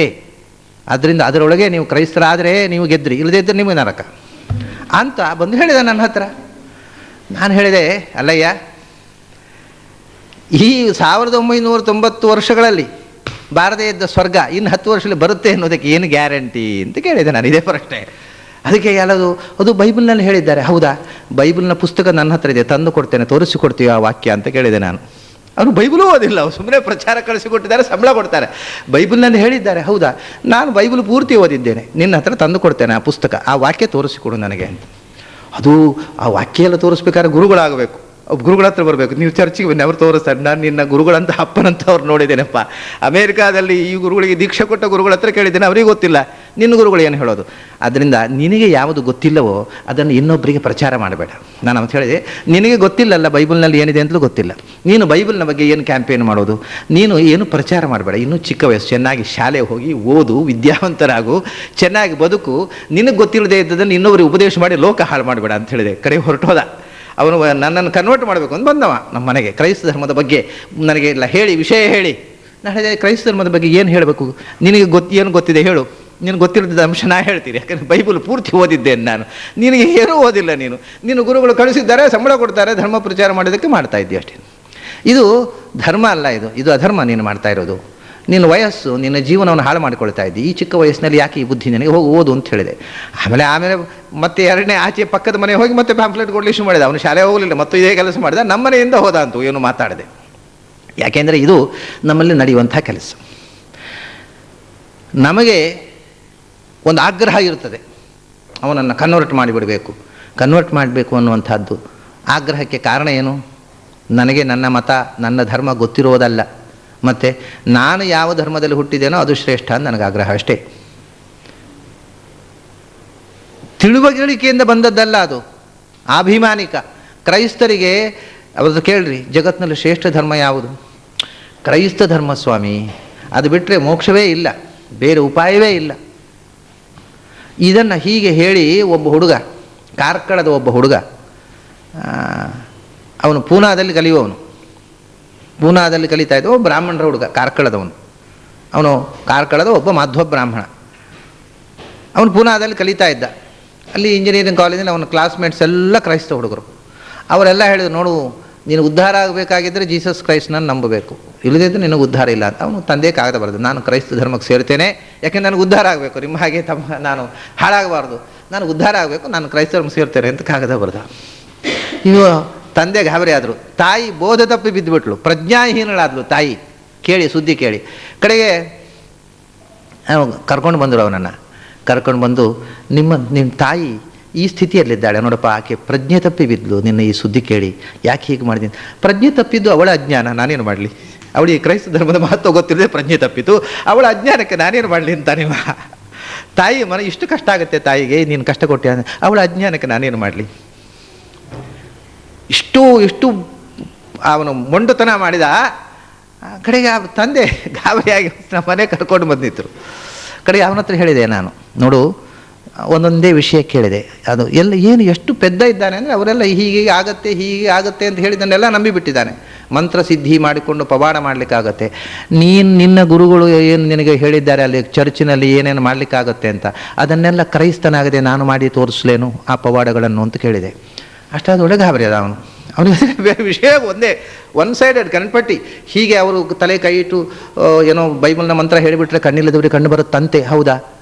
ಅವರು ಮಾಡಿ ತೋರಿಸಿ, ನಾನು ತೋರಿಸ್ತೀನಿ. ಅವ್ರು ಏನು ಮಾಡಿದ್ರೆ ಅದನ್ನು ನಾನು ಮಾಡಿ ತೋರಿಸ್ತೇನೆ ಅಂತಂದೆ ನಾನು. ಅವರು ಕಣ್ಣು ಬರೆಸಿದ್ರೆ ನಾನು ಕಣ್ಣು ಬರೆಸ್ತೀನಿ. ಅವರು ಏನೇನು ಮಾಡಿದರು ಅದನ್ನು ನಾನು ಬೈಬಲ್ನ ಓದದೆ, ಅದನ್ನು ಮುಟ್ಟದೆ, ಅದನ್ನು ನಂಬದೆ ಮಾಡಿ ತೋರಿಸ್ಲೇನು? ಅದು ಗೊತ್ತಿಲ್ಲ ನನಗೆ. ಅದು ಅವ್ರ ಹತ್ರ ಅಲ್ಲಿ ಹೋಗಿ ಪುನಃ ಕೇಳಿ ಬರಬೇಕು ಅಂತಾನೆ. ಹಾಗಾದ್ರೆ ಹೋಗಿ ಕೇಳಿ ಬಾ, ಅವರನ್ನು ಕರ್ಕೊಂಡು ಬಾ, ಅವರು ಹೇಳಿದ್ದು ಕನ್ವಿನ್ಸ್ ಆದರೆ ನಿನ್ನೊಟ್ಟಿಗೆ ನಾನು ಕ್ರೈಸ್ತ ಧರ್ಮಕ್ಕೆ ಸೇರ್ತೇನೆ ಅಂತ ಹೇಳಿದೆ. ತಲೆ ವಿಷಯ ಆಯಿತು, ಹೊರಟೋದ. ಹೀಗೆ ಅಂದರೆ ಹುಡುಗರನ್ನು ಎಷ್ಟು ಸುಲಭವಾಗಿ ನಮಗೆ ಗೊತ್ತಿಲ್ಲದೇ ಇದ್ದ ವಿಷಯದಲ್ಲಿ ಇನ್ನೊಬ್ಬರನ್ನು ದಾರಿ ತಪ್ಪಿಸಿ. ನೀವು ಮುಸಲ್ಮಾನರ ಹತ್ರ ಕೇಳಿ, ಇಡೀ ಜಗತ್ತಿನಲ್ಲಿ ಇಸ್ಲಾಂ ಧರ್ಮ ವ್ಯಾಪಿಸುವವರೆಗೆ ಲೋಕಕ್ಷೇಮ ಇಲ್ಲ, ಏಕೆಂದರೆ ಅದು ಒಂದೇ ಧರ್ಮ. ನೀವು ಸ್ಮಾರತರ ಹತ್ರ ಕೇಳಿ, ಶಂಕರಾಚಾರ್ಯ ಜಗದ್ಗುರುಗಳು, ಅವ್ರು ಹೇಳಿದ್ದಲ್ಲದೆ ಇನ್ಯಾವುದು ಆಗೋದು ಸಾಧ್ಯ? ಮಾಧುರ ಹತ್ರ ಕೇಳಿ, ಅಲ್ಲ ನಮ್ಮ ಮತ ಬಿಟ್ಟು ಬೇರೆ ಮತ ಉಂಟಾ ಸ್ವಾಮಿ ಅಂತಾರೆ. ಅಲ್ಲ, ಪ್ರತಿಯೊಬ್ಬರು ಹಾಗೆ ಹೇಳೋದು, ನಮ್ಮ ಮತ ಬಿಟ್ಟು ಬೇರೆ ಮತ ಉಂಟಾ ಅಂತ ಪ್ರತಿಯೊಬ್ಬನು. ಇದು ಆಭಿಮಾನಿಕವಾದಂಥ ಮಾತು ಬೇರೆ, ನಿಜವಾಗಿ ಅರಿತು ಹೇಳುವುದು ಬೇರೆ. ಇದು ನಾವು ಯಾವ ಮತದಲ್ಲಿ ಹುಟ್ಟಿದೆವೋ ಅದು ಸರ್ವಶ್ರೇಷ್ಠ ಅನ್ನೋದು ಪ್ರತಿಯೊಬ್ಬ ಮೂಢನಿಗೂ ಇರತಕ್ಕಂಥ ಅಭಿಮಾನ. ಇದು ಮೂಢವಾದ ಅಭಿಮಾನ ಆಗಬಾರ್ದು, ಅಂಧಾಭಿಮಾನ ಆಗಬಾರ್ದು. ಅರಿತು ಈ ಕನ್ವಿಕ್ಷನ್ ಯಾವಾಗಲೂ ಅರಿವಿನಿಂದ ಬರಬೇಕು, ಅಜ್ಞಾನದಿಂದ ಬರಬಾರ್ದು. ಅದಕ್ಕೋಸ್ಕರ ಈ ರೀತಿಯ ಒಂದು ಉಪದೇಶಗಳಿಂದ ಬರತಕ್ಕಂಥದ್ದು ಅಂಧಾಭಿಮಾನ. ತಿಳುವಳಿಕೆ ಇಲ್ಲ, ಅದನ್ನು ಒಂದು ಹಠ, ದ್ವೇಷ ಬೆಳೆಯುತ್ತೆ. ದ್ವೇಷ ಬೆಳೆದು ನಮಗಾಗದಿದ್ದವನು ಕೊಲ್ಲೋದು ನಡೀತಾ ಉಂಟಲ್ಲ ಪಾಕಿಸ್ತಾನದಲ್ಲಿ. ಈಗ ಏನು, ಒಂದು ಪಂಥ ಇನ್ನೊಂದು ಪಂಥ, ಒಂದೇ ಧರ್ಮಾನುಯಾಯಿಗಳು, ಅವರಲ್ಲಿ ದ್ವೇಷ, ಹೊಡೆದಾಟ. ಹೀಗೆ ಆಭಿಮಾನಿಕವಾಗಿರತಕ್ಕಂಥ ಧರ್ಮ ಪ್ರಜ್ಞೆಯಿಂದ ಲೋಕದಲ್ಲಿ ಅವ್ಯವಸ್ಥೆ, ಹಿಂಸೆ ಆಗುತ್ತೆ ಹೊರತು ಸತ್ಯದ ಅರಿವು ಬರುವುದಿಲ್ಲ. ನನರೇಣ ಅವರಃ ಪ್ರೋಕ್ತಃ ಏಷ ಸುಜ್ಞೇಯ ಬಹುಧಾ ಚಿಂತ್ಯಮಾನಃ. ಕಾರಣ ಅನನ್ಯ ಪ್ರೋಕ್ತೇ ಗತಿರತ್ರ ನಾಸ್ತಿ. ಅವನು ಕಾರಣ ಏನಂದರೆ ಅತರ್ಕ್ಯಂ ಅಂದರು. ಎಲ್ಲ ನಮ್ಮ ವಾದಗಳು ಕೂಡ ನಮ್ಮ ಮೈಂಡಿನ ಲಾಜಿಕ್ಕು, ತರ್ಕ ಮಾಡೋದು. ತರ್ಕ ಅನ್ನೋದು ನಮ್ಮ ಮೈಂಡಿನ ಪ್ರೊಡಕ್ಷನ್ ಅಲ್ವಾ, ನಮ್ಮ ಬುದ್ಧಿಯ ಕ್ರಿಯೇಷನ್ ಅದು. ನಮ್ಮ ಬುದ್ಧಿ ಎಂಥ ಕಿಡಿಗೇಡಿ ಅಂತಂದರೆ ಅದು ನಮಗೆ ಹೇಗೆ ಇಷ್ಟವೋ ಹಾಗೆ ಲಾಜಿಕ್ ಮಾಡೋದು ಅದು ಯಾವಾಗಲೂ. ಮತ್ತು ಇನ್ನೊಂದೇನು ಅಂದರೆ ನಮ್ಮ ನಂಬಿಕೆಗೆ ತಕ್ಕ ಎಲ್ಲ, ನಮ್ಮ ಮೈಂಡಿಗೆ ಎಷ್ಟು ಅರಿವುಂಟೋ ಅಷ್ಟೇ ತಾನೇ ನಮ್ಮ ತರ್ಕದ limitation. Mind has limitation and our logic has also limitation. ನಮ್ಮ ಬುದ್ಧಿ ದಡ್ಡರಿಗೂ ಲಾಜಿಕ್ ಉಂಟು, ಬುದ್ಧಿವಂತರಿಗೂ ಲಾಜಿಕ್ ಉಂಟು, ದಡ್ಡರಿಗೂ ಅವ್ರದ್ದೊಂದು ಲಾಜಿಕ್ ಉಂಟು, ಅವರ ದಡ್ಡತನಕ್ಕೂ ಒಂದು ದಡ್ಡ ಲಾಜಿಕ್ ಉಂಟು. ಪ್ರತಿಯೊಬ್ಬರಿಗೂ ತರ್ಕ ಉಂಟು, ತರ್ಕ ಇಲ್ಲದೇ ಇಲ್ಲ. ಪ್ರತಿಯೊಬ್ಬರು ತರ್ಕ ಮಾಡಿ ಅವರ ತಲೆಯಲ್ಲಿ ಜಗತ್ತಿನಲ್ಲಿ ಕೊನೆಯ ತರ್ಕ ಇದು ಅಂತ. ಅದರಿಂದ ಯಾವುದು ತರ್ಕಕ್ಕೆ ಗೋಚರವಾಗುವಂಥದ್ದು ಅಲ್ಲವೋ ಅದನ್ನು ತರ್ಕದಿಂದ ಮಾತಾಡುವವರು ಅವರ ಉಪದೇಶವನ್ನು ಕೇಳಲಿಕ್ಕೆ ಹೋಗಬೇಡ. ಮತ್ತು ಅದನ್ನು ತಿಳಿದು ಮಾತಾಡಬೇಕಪ್ಪ, ತರ್ಕದಿಂದ ತಿಳಿಯೋದಿಲ್ಲ. ಅತರ್ಕ್ಯಂ ಅದು